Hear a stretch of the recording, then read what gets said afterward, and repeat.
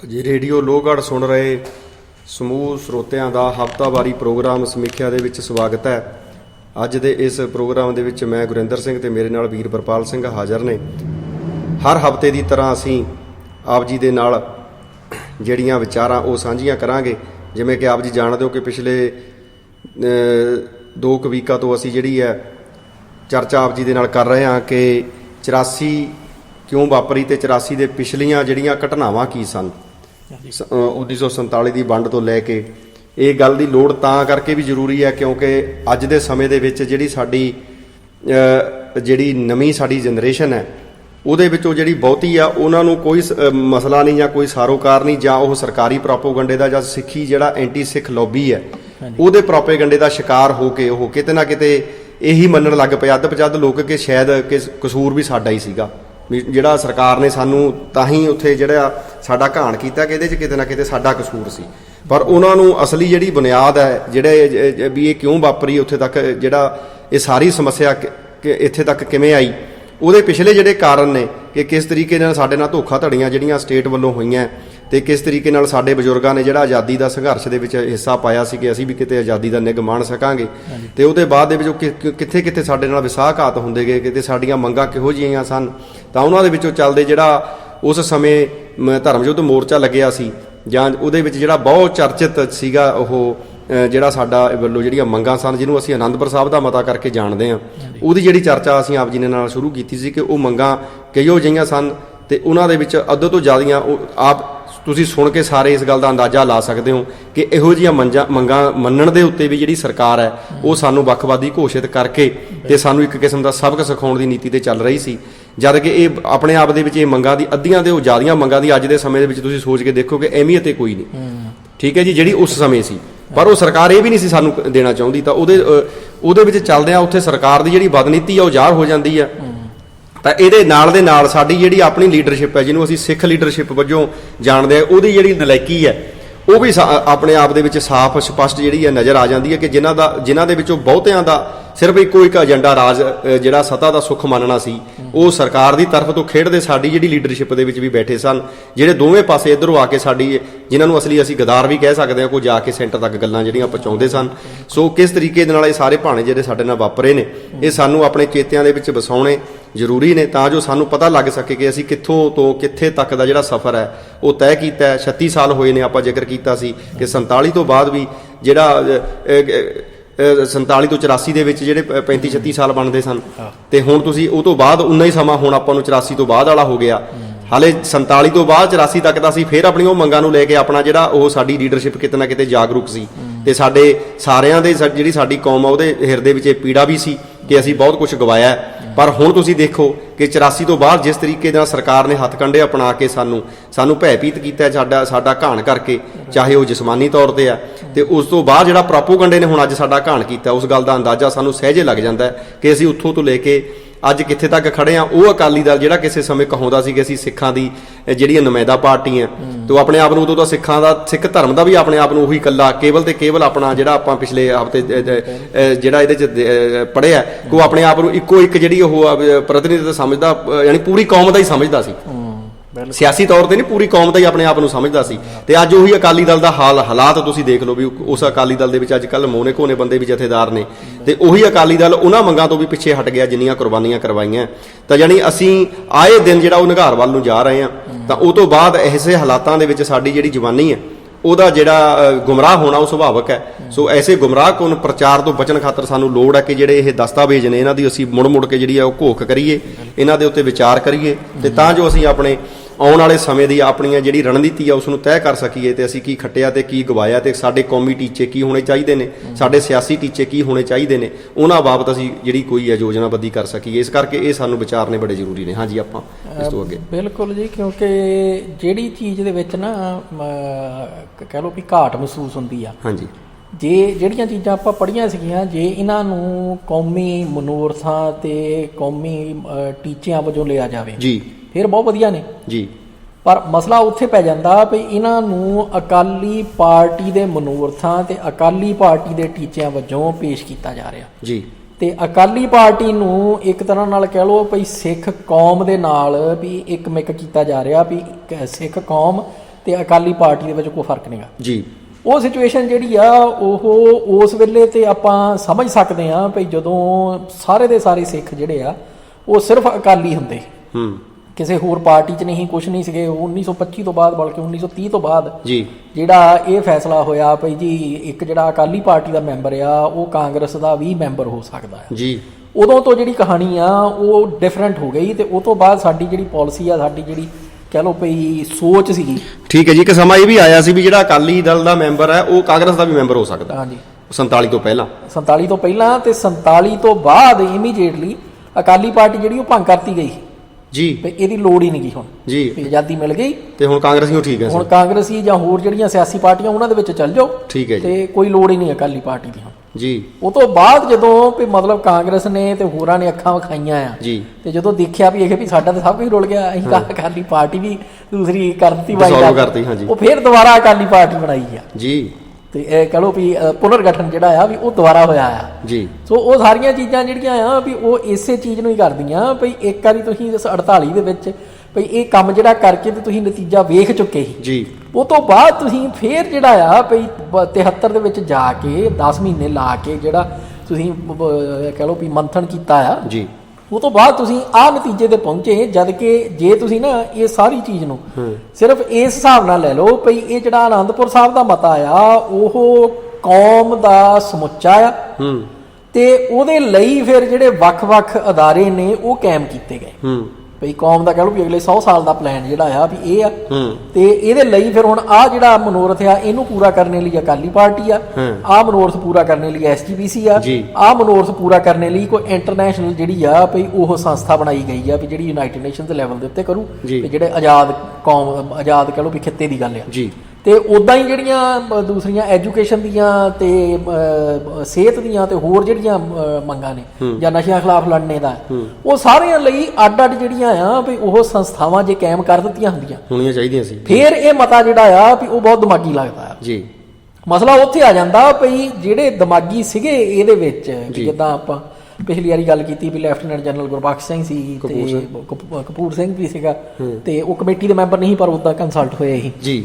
ਤੇ ਦੂਸਰੇ ਕਹਿ ਲਓ ਵੀ ਗੁਰਮੀਤ ਸਿੰਘ ਜੀ ਉਹ ਹਾਈ ਕੋਰਟ ਵਾਲੇ ਵਕੀਲ ਨੇ ਉਹ ਸੀਗੇ ਜੀ। ਤੇ ਉਹ ਸਾਰਾ ਕੁਝ ਜਿਹੜਾ ਆ ਵੀ ਉਹ ਪ੍ਰੋਬਲਮ ਉੱਥੇ ਹੀ ਆਉਂਦੀ ਆ ਵੀ ਜਦੋਂ ਅਸੀਂ ਇਹਨੂੰ ਪੜ੍ਹਦੇ ਆ ਵੀ ਇਹ ਅਕਾਲੀ ਪਾਰਟੀ ਲਈ ਇੱਕ ਤਰ੍ਹਾਂ ਨਾਲ ਮੈਨੀਫੈਸਟੋ ਬਣਾਇਆ ਗਿਆ ਜੀ। ਹੁਣ ਉਹਦੇ ਲਈ ਜਦੋਂ ਆਪਾਂ ਅੱਗੇ ਪੜ੍ਹਦੇ ਆ ਵੀ ਅਕਾਲੀ ਦਲ ਸਿੱਖਾਂ ਵਿੱਚ ਧਰਮ ਭਾਵ ਪੈਦਾ ਕਰਨ ਤੇ ਉਹਨਾਂ ਵਿੱਚ ਸਿੱਖ ਹੋਣ ਤੇ ਫਖਰ ਪੈਦਾ ਕਰਨਾ ਆਪਣਾ ਮੁੱਖ ਮਨੋਰਥ ਸਮਝਦਾ ਹੈ। ਹੁਣ ਮਤਲਬ ਤੁਸੀਂ ਆਹ 73 ਦੀ ਆ, ਅੱਜ ਤੁਸੀਂ ਇਹ ਸੋਚ ਕੇ ਵੇਖੋ ਭਈ ਅਕਾਲੀ ਪਾਰਟੀ ਦਾ ਕਿਹੜਾ ਐਸਾ ਲੀਡਰ ਆ ਜਿਹੜਾ ਇਹ ਮਨੋਰਥ ਤੇ ਖੜਦਾ, ਜਿਹੜਾ ਇਹ ਮਨੋਰਥ ਦੇ ਉੱਤੇ ਖੜਦਾ ਹੋਵੇ ਤੇ ਜਿਹੜਾ ਕਹ ਲਓ ਵੀ ਪਿਛਲੇ 5 ਸਾਲ ਦੇ ਵਿੱਚ ਵੀ ਉਹਨੇ ਕੋਈ ਐਸਾ ਕੰਮ ਕੀਤਾ ਹੋਵੇ ਵੀ ਜਿਹੜਾ ਐਸ ਮਨੋਰਥ ਨੂੰ ਪੂਰਾ ਕਰਨ ਵਾਲਾ ਹੋਵੇ। ਜੇ ਕੋਈ ਪੁਆਇੰਟ ਆਊਟ ਕਰ ਦੇਵੇ ਵੀ ਆਹ ਲੀਡਰ ਆ ਜੀ, ਇਹਨੇ ਆਹ ਕੰਮ ਕੀਤਾ। ਹਾਂਜੀ, ਇਹ ਪਿਛਲੇ 5 ਸਾਲ ਵੀ ਤੁਸੀਂ ਛੱਡੋ, ਜਦ ਤੋਂ ਮੈਂ ਕਹਿੰਦਾ ਵੀ ਬਾਦਲ ਨੇ ਕਮਾਨ ਸੰਭਾਲੀ ਆ ਅਕਾਲੀ ਦਲ ਦੀ, ਉਦੋਂ ਤੋਂ ਲੈ ਕੇ ਹੁਣ ਤੱਕ ਦੱਸ ਦਿਓ ਵੀ ਕਿਹੜਾ ਕੰਮ ਬਾਦਲ ਦੀ ਅਗਵਾਈ ਦੇ ਵਿੱਚ ਇਹੋ ਜਿਹਾ ਹੋਇਆ ਵੀ ਜਿਹਦੇ ਨਾਲ ਸਿੱਖੀ ਦੇ ਜਿਹੜਾ ਆਹ ਟੀਚਾ ਹੈ ਪੂਰਾ ਕਰਨ ਵੱਲ ਕੋਈ ਜਿਹੜਾ ਸਟੈਪ ਉਹ ਲਿਆ ਗਿਆ ਹੋਵੇ ਜੀ। ਤੇ ਉਹ ਹੁਣ ਕਹਿੰਦੇ ਭਈ ਜਿਹੜਾ ਆਪਾਂ ਪੜ੍ਹਿਆ ਨਾ ਵੀ ਅਕਾਲੀ ਦਲ ਸਿੱਖਾਂ ਵਿੱਚ ਧਰਮ ਭਾਵ ਪੈਦਾ ਕਰਨ ਤੇ ਉਹਨਾਂ ਵਿੱਚ ਸਿੱਖ ਹੋਣ ਉੱਤੇ ਫਖਰ ਪੈਦਾ ਕਰਨਾ ਆਪਣਾ ਮੁੱਖ ਮਨੋਰਥ ਸਮਝਦਾ ਹੈ ਜੀ। ਤੇ ਇਸ ਮਨੋਰਥ ਦੀ ਪੂਰਤੀ ਲਈ ਅਕਾਲੀ ਦਲ ਹੇਠ ਲਿਖਿਆ ਪ੍ਰੋਗਰਾਮਾਂ ਵਾਸਤੇ ਮਤਲਬ ਪ੍ਰੋਗਰਾਮ ਜਿਹੜੇ ਉਹ ਵਰਤੋਂ ਚ ਲਿਆਏਗਾ ਜੀ। ਹੁਣ ਉਹ ਪ੍ਰੋਗਰਾਮ ਸੁਣੋ ਜੀ। ਨੰਬਰ 1, ਵਾਹਿਗੁਰੂ ਦੀ ਵਾਹਿਦ ਹਸਤੀ ਦਾ ਪ੍ਰਚਾਰ ਕਰਨਾ, ਨਾਮ ਸਿਮਰਨ ਤੇ ਗੁਰਬਾਣੀ ਦਾ ਪ੍ਰਵਾਹ ਚਲਾਉਣਾ, 10 ਗੁਰੂ ਸਾਹਿਬਾਨ ਤੇ ਸ੍ਰੀ ਗੁਰੂ ਗ੍ਰੰਥ ਸਾਹਿਬ ਉੱਤੇ ਦ੍ਰਿੜ ਨਿਸ਼ਚਾ ਕਰਾਉਣਾ ਤੇ ਉਹਨਾਂ ਉਪਦੇਸ਼ਾਂ ਦੀ ਵਾਕਫੀ ਤੇ ਉਹਨਾਂ ਉੱਤੇ ਅਮਲ ਕਰਾਉਣ ਲਈ ਯਤਨ ਕਰਨਾ ਜੀ। ਠੀਕ ਹੈ ਜੀ, ਬਹੁਤ ਵਧੀਆ ਨੇ। ਪਰ ਮਸਲਾ ਉੱਥੇ ਪੈਦਾ ਹੋ ਗਿਆ ਭਈ ਜਿਹੜੀ ਬਾਦਲ ਦੀ ਪਹਿਲੀ 5 ਸਾਲ ਦੀ ਸਰਕਾਰ ਸੀ 97 ਤੋਂ 2002 ਤੱਕ ਜੀ, ਉਹਦੇ ਵਿੱਚ ਜਿਹੜੇ ਸ਼ਰਾਬ ਦੇ ਠੇਕੇ ਸੀਗੇ ਉਹ ਜਦੋਂ ਬਾਦਲ 97 ਚ ਬਣਿਆ ਚੀਫ ਮਿਨਿਸਟਰ, ਉਸ ਵੇਲੇ ਤਕਰੀਬਨ 7,500 ਸੀਗੇ ਜੀ। ਤੇ ਜਦੋਂ ਛੱਡ ਕੇ ਗਿਆ 2002 ਦੇ ਵਿੱਚ ਹਾਰਿਆ ਹੈ ਜੀ, ਉਸ ਵੇਲੇ 12,500 ਤੋਂ ਉੱਤੇ ਠੇਕਾ ਜਿਹੜਾ ਆ ਸ਼ਰਾਬ ਦਾ ਉਹ ਹੋ ਚੁੱਕਿਆ ਹੈ ਜੀ। ਔਰ ਜਿਹੜਾ ਦੂਸਰਾ ਜਿਹੜੇ ਡੇਰਿਆਂ ਦੀ ਗਿਣਤੀ ਸੀਗੀ ਉਹ ਉਸ ਵੇਲੇ 16,500 ਦੇ ਨੇੜੇ ਡੇਰੇ ਸੀਗੇ ਜੀ ਪੰਜਾਬ ਦੇ ਵਿੱਚ। ਸੋ ਹੁਣ ਤੁਸੀਂ ਇਹ ਅੰਦਾਜ਼ਾ ਲਾਓ ਭਈ ਕਿਹੜੀ ਚੀਜ਼ ਆ ਵੀ ਜਿਹੜੀ ਇਹਨਾਂ ਨੇ ਕੀਤੀ, ਔਰ ਉਹ ਤੋਂ ਬਾਅਦ ਜੇ ਤੁਸੀਂ ਹੁਣ ਤੱਕ ਆ ਜਾਂਦੇ ਆ ਤੇ ਜਿਹੜੀਆਂ ਬਾਕੀ ਦੀ ਸਾਰੀ ਟਾਈਮ ਜਿਹੜਾ ਇਹਨਾਂ ਨੇ ਗੁਜ਼ਾਰਿਆ ਹੈ ਉਹਦੇ ਵਿੱਚ ਬਾਈਬਲ ਕਲਾਂ ਤੇ ਹੋਰ ਸਾਰੇ ਕਾਂਡ ਜੋੜ ਦਿਓ ਤੇ ਜਿਹੜੀ ਗੱਲ ਲਿਖੀ ਆ ਵੀ 10 ਗੁਰੂ ਸਾਹਿਬਾਨ ਤੇ ਸ੍ਰੀ ਗੁਰੂ ਗ੍ਰੰਥ ਸਾਹਿਬ ਉੱਤੇ ਦ੍ਰਿੜ ਨਿਸ਼ਚਾ ਕਰਾਉਣਾ ਤੇ ਉਹਨਾਂ ਉਪਦੇਸ਼ਾਂ ਦੀ ਵਾਕਫੀ ਤੇ ਉਹਨਾਂ ਉੱਤੇ ਅਮਲ ਕਰਾਉਣਾ, ਉਹਦੇ ਉੱਤੇ ਦੇਖੋ ਕਿੱਡੀ ਵੱਡੀ ਸੱਟ ਜਿਹੜੀ ਆ ਵੀ ਉਹ ਇਹਨਾਂ ਨੇ ਮਾਰੀ ਹੈ ਜੀ। ਭਈ ਮਿੱਥਿਆ ਕੁਛ ਆ ਮਨੋਰਥ ਤੇ ਡਿਲੀਵਰ ਕੁਛ ਕੀਤਾ ਜੀ। ਅਗਲਾ ਜਿਹੜਾ ਆ ਵੀ ਉਹ ਕਹਿੰਦੇ ਵੀ ਗੁਰਮਤ ਸਿੱਖ ਫਲਸਫਾ ਰਹਿਤ ਮਰਿਆਦਾ ਤੇ ਕੀਰਤਨ ਆਦਿ ਦੇ ਪ੍ਰਚਾਰ ਨੂੰ ਕਾਮਯਾਬੀ ਨਾਲ ਚਲਾਉਣ ਲਈ ਸਿੱਖ ਮਿਸ਼ਨਰੀ ਕਾਲਜ ਵਿੱਚੋਂ ਪ੍ਰਚਾਰਕ ਤੇ ਚੰਗੇ ਰਾਗੀ ਢਾਡੀ ਕਵੀਸ਼ਰ ਪੈਦਾ ਕਰਨੇ ਤਾਂ ਕਿ ਦੇਸ਼ ਤੋਂ ਪ੍ਰਦੇਸ਼ ਵਿੱਚ ਕਾਲਜਾਂ ਤੇ ਸਕੂਲਾਂ ਵਿੱਚ ਪਿੰਡਾਂ ਤੇ ਸ਼ਹਿਰਾਂ ਵਿੱਚ ਗੋਇਆ ਕਿ ਹਰ ਥਾਂ ਲਈ ਪ੍ਰਚਾਰ ਦੀ ਯੋਗਤਾ ਰੱਖਣ ਵਾਲੇ ਸੱਜਣ ਤਿਆਰ ਕੀਤੇ ਜਾ ਸਕਣ। ਜੀ ਹਾਂ ਜੀ। ਹੁਣ ਇਹ ਤਾਂ ਜਾਨੀ ਇੱਕ ਵਾਰੀ ਲੱਗਦਾ ਤਾਂ ਇਹਦਾ ਵੀ ਇਹ ਸ਼੍ਰੋਮਣੀ ਗੁਰਦੁਆਰਾ ਪ੍ਰਬੰਧਕ ਕਮੇਟੀ ਦੇ ਟੀਚੇ ਹੋਣੇ ਚਾਹੀਦੇ ਸੀ, ਨਹੀਂ ਉਹ ਵੀ ਗੱਲ ਆ, ਇਹ ਪਰ ਅਕਾਲੀ ਦਲ ਦੇ ਟੀਚੇ ਸੀ, ਇਹ ਅਕਾਲੀ ਦਲ ਦੇ ਟੀਚੇ ਆ। ਪਰ ਨਾਲ ਤੁਸੀਂ ਇਹ ਵੀ ਵੇਖੋ ਭਈ 73 ਦੇ ਵਿੱਚ ਇਹ ਕਿਹਾ ਗਿਆ, ਇਹਦੀ ਕਹਿ ਲਓ ਭਈ ਐਕਸੀਕਿਊਸ਼ਨ ਦੇ ਜਾਂ ਇਹਦੇ ਨਤੀਜੇ ਵਜੋਂ ਜਿਹੜੇ ਮਿਸ਼ਨਰੀ ਕਾਲਜ ਆ ਉਹ ਹੋਂਦ ਦੇ ਵਿੱਚ ਆਏ ਆ। ਜਿਹੜੀ ਮਿਸ਼ਨਰੀ ਕਾਲਜਾਂ ਦੀ ਗਿਣਤੀ ਵਧੀ ਆ ਉਹ ਇਸ ਕਰਕੇ ਵਧੀ ਕਿਉਂਕਿ ਇਹਨਾਂ ਦਾ ਮਨੋਰਥ ਸੀ ਇਹ। ਬਿਲਕੁਲ ਮਨੋਰਥ ਉਹਨਾਂ ਨੇ ਥਾਪਿਆ ਤੇ ਉਹਦੇ ਫਿਰ ਜਿਹੜੇ ਦੂਸਰੇ ਸਿੱਖ ਚਿੰਤਕ ਸੀਗੇ ਭਈ ਜਿਹੜੇ ਕਹ ਲੋ ਭਈ ਕੌਮ ਨੂੰ ਪ੍ਰਣਾਏ ਹੋਏ ਸੀ, ਉਹਨਾਂ ਨੇ ਆਪਣੇ ਇਨੀਸ਼ੀਏਟਿਵ ਲੈ ਕੇ ਜਾਂ ਇਸ ਪਲਾਨ ਦੇ ਅਧੀਨ ਭਈ ਅੱਡ-ਅੱਡ ਥਾਵਾਂ ਦੇ ਉੱਤੇ ਮਿਸ਼ਨਰੀ ਕਾਲਜ ਜਿਹੜੇ ਆ ਉਹ ਐਸਟੈਬਲਿਸ਼ ਕੀਤੇ। ਹਾਂਜੀ ਬਿਲਕੁਲ। ਸ਼੍ਰੋਮਣੀ ਗੁਰਦੁਆਰਾ ਪ੍ਰਬੰਧਕ ਕਮੇਟੀ ਜਿੰਨਾ ਕਿ ਮੈਨੂੰ ਪਤਾ ਵੀ ਉਹ ਬਕਾਇਦਾ ਤੌਰ ਦੇ ਉੱਤੇ ਉਹਨਾਂ ਦੀ ਹੈਲਪ ਕਰਦੀ ਰਹੀ ਆ ਟਾਈਮ ਟੂ ਟਾਈਮ। ਬਿਲਕੁਲ ਬਜਟ ਦੇ ਵਿੱਚ ਸਾਰੇ ਕਾਲਜਾਂ ਦੇ ਵਿੱਚ। ਹਾਂਜੀ। ਔਰ ਉਹਦੇ ਉਲਟ ਤੁਸੀਂ ਇਹ ਦੇਖੋ ਭਈ ਜਿਹੜਾ ਬਾਅਦ ਵਿੱਚ ਉਹ ਪੰਗਾ ਪਿਆ ਟਕਸਾਲ ਦੇ ਨਾਲ, ਉਹ ਟਕਸਾਲ ਦੀ ਜਿਹੜੀ ਸਰਪ੍ਰਸਤੀ ਆ ਉਹ ਇਹਨਾਂ ਨੇ ਬਾਦਲਾਂ ਨੇ ਤੇ ਬਾਦਲ ਵਾਲੇ ਅਕਾਲੀ ਦਲ ਨੇ ਫਿਰ ਸ਼ੁਰੂ ਕੀਤੀ। ਸੋ ਇਹਦਾ ਮਤਲਬ ਵੀ ਕਲੀਅਰਲੀ ਭਈ ਜੋ ਮਿੱਥਿਆ ਗਿਆ ਸੀ ਉਹਦੇ ਉਲਟ ਜਿਹੜਾ ਆ ਉਲਟ ਜਾ ਕੇ ਕੰਮ ਕੀਤਾ, ਇੱਕ ਧਿਰ ਪੂਰੀ ਖੜੀ ਕਰ ਦਿੱਤੀ, ਉਹਨੂੰ ਖੜੀ ਕਰਕੇ ਸਗੋਂ ਉਹ ਜਿਹੜੇ ਦੂਜੇ ਕਾਲਜਾਂ ਦੇ ਖਿਲਾਫ ਕਰਿਆ ਉਹਨੂੰ ਕਾਲਜਾਂ ਤੇ ਉਹਦਾ ਧਿਰ ਦਾ ਜਿਹੜੀ ਮਤਲਬ ਆਪੇ ਹੀ ਆਪਣਾ ਏਜੰਡਾ ਥਾਪਿਆ ਮਿਸ਼ਨਰੀ ਕਾਲਜਾਂ ਵਾਲਾ, ਮਿਸ਼ਨਰੀ ਕਾਲਜ ਸਥਾਪਿਤ ਕੀਤੇ। ਫਿਰ ਜਿਹੜਾ ਦੂਸਰਾ ਦਿੱਲੀ ਸਰਕਾਰ ਆ ਉਹਦੇ ਹੱਥ ਠੋਕੇ ਬਣ ਕੇ ਇਧਰੋਂ ਜਿਹੜੀ ਟਕਸਾਲ ਵਾਲੀ ਧਿਰ ਆ ਉਹ ਖੜੀ ਕਰ ਦਿੱਤੀ ਤੇ ਉਹਨਾਂ ਦੋਵਾਂ ਨੂੰ ਆਪਸ ਦੇ ਵਿੱਚ ਉਲਝਾਤਾ ਤੇ ਉਹ ਸਰਪ੍ਰਸਤੀ ਜਿਹੜੀ ਆ ਉਹ ਮਿਸ਼ਨਰੀ ਕਾਲਜਾਂ ਦੀ ਬਜਾਏ ਟਕਸਾਲ ਦੀ ਸ਼ੁਰੂ ਕਰਤੀ। ਤੇ ਜਿਹੜਾ ਉਹ ਲਿਖਿਆ ਹੋਇਆ ਨਾ ਵੀ ਉਹਨਾਂ ਨੇ ਵੀ ਨਿਸ਼ਚਾ ਕਰਕੇ ਭਈ ਆਪਣਾ ਦੇਸ਼ ਤੇ ਪ੍ਰਦੇਸ਼ ਵਿੱਚ ਕਾਲਜਾਂ ਤੇ ਸਕੂਲਾਂ ਵਿੱਚ ਪਿੰਡਾਂ ਤੇ ਸ਼ਹਿਰਾਂ ਵਿੱਚ, ਸਿਰਫ ਪੰਜਾਬ 'ਚ ਨਹੀਂ ਬਾਹਰ ਵੀ, ਪੰਜਾਬ ਤੋਂ ਬਾਹਰ ਵੀ ਬਾਹਰਲੇ ਮੁਲਕਾਂ 'ਚ ਵੀ। ਔਰ ਉਹ ਬਾਹਰਲੇ ਮੁਲਕਾਂ ਦੇ ਵਿੱਚ ਆਪਾਂ ਸਾਰਿਆਂ ਨੂੰ ਪਤਾ ਆ ਵੀ ਟਕਸਾਲ ਦੇ ਜਿਹੜੇ ਕਹਿ ਲਓ ਵੀ ਟ੍ਰੇਨ ਕੀਤੇ ਹੋਏ ਸੀਗੇ ਪ੍ਰਚਾਰਕ ਉਹ ਜਾ ਕੇ ਬਾਅਦ 'ਚ ਸਥਾਪਿਤ ਕੀਤੇ ਥਾਂ ਥਾਂ ਦੇ ਉੱਤੇ ਕਬਜ਼ੇ ਮਰਵਾਏ। ਸੋ ਉਹ ਸਾਰਾ ਕੁਝ ਜਿਹੜਾ ਆ ਉਹ ਇਹ ਤੋਂ ਬਿਲਕੁਲ ਉਲਟ ਕੀਤਾ ਗਿਆ। ਸੋ ਉਹ ਜਿਹੜੀਆਂ ਚੀਜ਼ਾਂ ਆ ਵੀ ਉਹ ਸਾਡੇ ਵਿਚਾਰਨੇ ਵਾਲੀਆਂ ਆ ਭਈ ਇਹ ਭਈ ਜਿਹੜਾ ਅੱਜ ਦਾ ਅਕਾਲੀ ਦਲ ਆ ਉਹ ਇਸ ਸਾਰੇ ਜਿਹੜਾ ਦੂਸਰਾ ਅਨੰਦਪੁਰ ਸਾਹਿਬ ਦਾ ਮਤਾ ਆ ਉਹ ਤੋਂ ਭਗੌੜਾ ਆ, ਉਹ ਤੋਂ ਭਗੌੜਾ ਹੀ ਨਹੀਂ, ਉਹ ਤੋਂ ਉਲਟ ਕੰਮ ਕਰ ਰਿਹਾ, ਉਲਟ ਕਰ ਰਿਹਾ ਕੰਮ। ਹਾਂਜੀ ਜੋ ਸੀਗਾ ਉਹ ਤੋਂ ਬਿਲਕੁਲ ਉਲਟ ਕੰਮ ਕਰ ਰਿਹਾ। ਤੇ ਫਿਰ ਜਿਹੜਾ ਤੀਜਾ ਆ ਉਹ ਹੈਗਾ ਵੱਡੇ ਪੈਮਾਨੇ ਤੇ ਅੰਮ੍ਰਿਤ ਪ੍ਰਚਾਰ ਦਾ ਸੰਬੰਧ ਕਰਨਾ, ਕਾਲਜਾਂ ਤੇ ਸਕੂਲਾਂ ਵਿਖੇ ਇਸ ਸੰਬੰਧ ਵਿੱਚ ਪੂਰਾ ਧਿਆਨ ਲਾਉਣਾ ਅਤੇ ਇਸ ਮਨੋਰਥ ਨੂੰ ਸਾਹਮਣੇ ਰੱਖ ਕੇ ਕਾਲਜਾਂ ਦੇ ਪ੍ਰੋਫੈਸਰਾਂ ਦੇ ਬਕਾਇਦਾ ਸਟੱਡੀ ਸਰਕਲ ਆਉਣ ਦਾ ਪ੍ਰਬੰਧ ਕਰਨਾ। ਯਾਨੀ ਕਿ ਸਟੱਡੀ ਸਰਕਲ ਜਿਹੜਾ ਗੁਰੂ ਗੋਬਿੰਦ ਸਿੰਘ ਸਟੱਡੀ ਸਰਕਲ ਆ ਤੇ ਹੋਰ ਸਾਰੇ ਉਹ ਇਹੋ ਜਿਹੀਆਂ ਉਹਨਾਂ ਨੇ ਸੰਸਥਾਵਾਂ ਜਿਹੜੀਆਂ ਉਹ ਕਾਇਮ ਕੀਤੀਆਂ ਸੀ ਜਿਹੜੀਆਂ ਮਤਲਬ ਵੀ ਹੌਲੀ ਹੌਲੀ ਕਰਕੇ ਇਹਨਾਂ ਨੇ ਫਿਰ ਉਹੀ ਜਿਹੜਾ ਕਹ ਲਓ ਵੀ ਸਿਆਸੀ ਮਨੋਰਥ ਆ ਉਹਨਾਂ ਦੀ ਪੂਰਤੀ ਲਈ ਉਹ ਸਾਰੀਆਂ ਚੀਜ਼ਾਂ ਜਿਹੜੀਆਂ ਆ ਵੀ ਉਹਨਾਂ ਨੂੰ ਜਾਂ ਤਹਿਸ-ਨਹਿਸ ਕਰ ਦਿੱਤਾ ਤੇ ਜਾਂ ਉਹਨਾਂ ਨੂੰ ਕੰਪਰੋਮਾਈਜ਼ ਕਰ ਦਿੱਤਾ। ਹਾਂਜੀ ਬਿਲਕੁਲ। ਹੁਣ ਇਹ ਮੰਗਾਂ ਦੇਖ ਕੇ ਤਾਂ ਲੱਗਦਾ ਵੀ ਬਾਕੀ ਇੱਕ ਸਿੱਖਾਂ ਦੀ ਇੱਕ ਨਰੋਲ ਸਿੱਖਾਂ ਦੀ ਪਾਰਟੀ ਹੈ। ਬਿਲਕੁਲ। ਹਾਂਜੀ। ਤੇ ਜਦੋਂ ਕਰਤਾ ਡਿਕਲੇਅਰ ਵੀ ਜੀ ਅਸੀਂ ਸਿੱਖਾਂ ਦੀ ਪਾਰਟੀ ਨਹੀਂ, ਅਸੀਂ ਪੰਜਾਬੀ ਪਾਰਟੀਆਂ। ਹਾਂ। ਸੋ ਉਹਦੇ ਨਾਲ ਮਤਲਬ ਇਹਨੂੰ ਜਿਹੜਾ ਆ ਵੀ ਵੈਸੇ ਹੀ ਠੰਡੇ ਬਸਤੇ 'ਚ ਪਾ ਦਿੱਤਾ ਗਿਆ। ਹਾਂਜੀ। ਫਿਰ ਜਿਹੜਾ ਆ ਵੀ ਨੰਬਰ 4 ਵੀ ਸਿੱਖਾਂ ਵਿੱਚ ਦਸਵੰਧ ਦਾ ਰਿਵਾਜ ਮੁੜ ਸੁਰਜੀਤ ਕਰਨਾ। ਸੋ ਉਹ ਵੀ ਚਲੋ ਮਤਲਬ ਕੋਈ ਉਹਦੇ ਵਿੱਚ ਪ੍ਰੋਬਲਮ ਨਹੀਂ। ਅਗਲਾ ਹੈਗਾ ਜੀ ਵੀ ਸਿੱਖ ਧਰਮ ਤੇ ਇਤਿਹਾਸ ਦੇ ਵਿਦਵਾਨਾਂ, ਲਿਖਾਰੀਆਂ, ਪ੍ਰਚਾਰਕਾਂ, ਗ੍ਰੰਥੀਆਂ ਆਦਿ ਦਾ ਕੌਮ ਵੱਲੋਂ ਵੱਧ ਤੋਂ ਵੱਧ ਆਦਰ ਕਰਨ ਲਈ ਪ੍ਰਚਾਰ ਕਰਨਾ ਅਤੇ ਉਹਨਾਂ ਦੇ ਰੁਤਬੇ, ਸਿਖਲਾਈ ਅਤੇ ਰਹਿਣੀ ਦਾ ਮਿਆਰ ਉੱਚਾ ਕਰਨ ਲਈ ਯਤਨ ਕਰਨਾ। ਹੁਣ ਮਤਲਬ ਵੀ ਇਹ ਟੀਚਾ ਸੀਗਾ ਉਸ ਵੇਲੇ ਰੀਅਲਾਈਜ਼ ਹੋਣ ਲੱਗ ਪਿਆ ਸੀਗਾ ਵੀ ਜੇ ਅਸੀਂ ਨਾ ਕੀਤਾ ਇਹ ਤੇ ਜਿਹੜੀ ਪ੍ਰਚਾਰਕ ਦੀ ਜਗ੍ਹਾ ਆ, ਜਿਹੜੀ ਕੀਰਤਨੀਏ ਦੀ ਜਗ੍ਹਾ ਆ ਕੌਮ ਦੇ ਵਿੱਚ ਰੋਲ ਆ ਹਾਂਜੀ ਉਹਦੇ ਵਿੱਚੋਂ ਉਹ ਕਹਿ ਲਓ ਵੀ ਉਹ ਮਨਫੀ ਹੋਈ ਜਾਣਾ ਭਈ ਉਹ ਪੂਰਾ ਕਰਨ ਵਾਲਾ ਹੈ ਕੁਛ ਨਹੀਂ। ਸੋ ਇਸ ਕਰਕੇ ਇੱਕੋ ਹੀ ਤਰੀਕਾ ਔਰ ਉਹਦੀ ਜਿਹੜੀ ਉਦਾਹਰਨ ਹੈ ਨਾ ਉਹ ਇਸ ਗੱਲ ਤੋਂ ਲਈ ਜਾ ਸਕਦੀ ਭਈ ਜਿਹੜੇ 12ਵੀਂ 13ਵੀਂ ਪੁਸ਼ਤ ਸੀਗੀ ਕੀਰਤਨੀਆਂ ਦੀ, ਢਾਡੀਆਂ ਦੀ, ਉਹ ਤੁਸੀਂ ਦੇਖ ਲਓ ਵੀ ਅੱਜ ਜਿਹੜੇ ਆ ਉਹ ਸਾਰੇ ਤਕਰੀਬਨ ਜਿਹੜਾ ਕੀਤਾ ਉਹ ਜਾਂ ਉਹ ਹੁਨਰ ਜਿਹੜਾ ਆ ਉਹ ਤਿਆਗ ਚੁੱਕੇ ਆ। ਇਸ ਕਰਕੇ ਭਈ ਜਿਹੜਾ ਕੋਈ ਚੰਗਾ ਰਾਗੀ ਬਣ ਗਿਆ ਵੀ ਜਿਹਨੂੰ ਇੰਨੀ ਕੁ ਕਹਿ ਲਓ ਭਈ ਕੌਮ ਨੇ ਉਹਨੂੰ ਕਮਾਈ ਕਰਾਤੀ ਜੀ, ਜਿਹਦੇ ਨਾਲ ਉਹ ਆਪਣੇ ਬੱਚੇ ਨੂੰ ਕੋਈ ਚੰਗੀ ਡਿਗਰੀ ਕਰਾ ਸਕੇ, ਉਹਨੇ ਉਹਨੂੰ ਪ੍ਰੈਫਰੈਂਸ ਦਿੱਤੀ ਜੀ। ਜਿਹੜਾ ਪਿੱਛੇ 10 ਪੁਸ਼ਤਾਂ ਦਾ ਜਿਹੜਾ ਇਤਿਹਾਸ ਸੀਗਾ ਉਹਨੂੰ ਛੱਡਣੇ ਦੇ ਵਿੱਚ ਉਹਨੂੰ ਮਤਲਬ ਲੱਗਿਆ ਹੀ ਨਹੀਂ ਵੀ ਮੈਂ ਕੁਝ ਗਲਤ ਕਰਨ ਲੱਗਿਆ, ਕਿਉਂਕਿ ਜਿੱਦਾਂ ਉਹਨਾਂ ਨੂੰ ਇੱਕ ਤਰ੍ਹਾਂ ਨਾਲ ਕਹਿ ਲਓ ਭਈ ਜਲੀਲ ਕੀਤਾ ਗਿਆ ਜਾਂ ਉਹਨਾਂ ਦੀ ਹੇਠੀ ਕੀਤੀ ਗਈ, ਉਹਦੇ ਵਿੱਚੋਂ ਉਹਨਾਂ ਨੇ ਕਿਹਾ ਵੀ ਮੈਂ ਆਪਣੇ ਬੱਚੇ ਨੂੰ ਚਾਹੁੰਦਾ ਹੀ ਨਹੀਂ ਵੀ ਇੱਧਰ ਨੂੰ ਆਵੇ। ਔਰ ਉਹ ਚੀਜ਼ ਜਿਹੜੀ ਆ ਉਹ ਡਾਇਰੈਕਟ ਨਤੀਜਾ ਸੀਗਾ ਭਈ ਜਦੋਂ ਸਾਡੇ ਜਿਹੜੇ ਰਜਵਾੜੇ ਆ ਉਹ ਖਤਮ ਕਰ ਦਿੱਤੇ ਗਏ, ਭਈ ਜਿਹੜੀ ਸਰਪ੍ਰਸਤੀ ਜਿਹੜੀ ਆ ਵੀ ਉਹ ਸਾਡੇ ਰਾਜੇ ਜਿਹੜੇ ਸੀਗੇ ਮਹਾਰਾਜੇ ਸੀਗੇ ਉਹ ਦਿੰਦੇ ਹੁੰਦੇ ਸੀ, ਰਈਸ ਦਿੰਦੇ ਹੁੰਦੇ ਸੀਗੇ ਕੀਰਤਨੀਆਂ ਨੂੰ ਤੇ ਹੋਰ ਜਿਹੜੇ ਕਹਿ ਲਓ ਭਈ ਸਿੱਖ ਧਰਮ ਦੇ ਜਾਣੂ ਸੀਗੇ। ਉਹ 47 ਤੋਂ ਬਾਅਦ ਉਹ ਸਾਰਾ ਕੰਮ ਖਤਮ ਕਰ ਦਿੱਤਾ ਗਿਆ।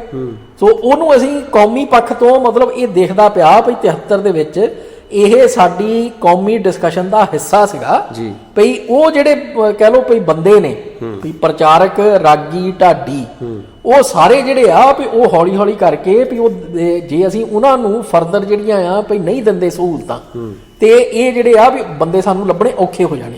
ਹਾਂਜੀ ਬਿਲਕੁਲ। ਹੁਣ ਮੈਂ ਇਸ ਵਿਸ਼ੇ ਤੇ ਆਪਾਂ ਥੋੜਾ ਜਿਹਾ ਹੋਰ ਗੁਜ਼ਾਰਾ ਖੋਲੀਏ ਕਿਉਂਕਿ ਦੇਖੋ ਇਹ 1973 ਦੀ ਗੱਲ ਹੈ। 1973 ਦੇ ਵਿੱਚ ਜਿੱਦਾਂ ਦੇ ਵੀ ਸਾਡੀ ਲੀਡਰਸ਼ਿਪ ਦੀ ਉਹ ਇਹ ਮਹਿਸੂਸ ਕਰਦੀ ਸੀ, ਠੀਕ ਹੈ, ਤੇ ਉਹ ਇਹ ਮਹਿਸੂਸ ਕਰਦੀ ਸੀ ਕਿ ਇਹਨਾਂ ਦੀ ਕੌਮ ਨੂੰ ਜ਼ਰੂਰਤ ਵੀ ਹੈ।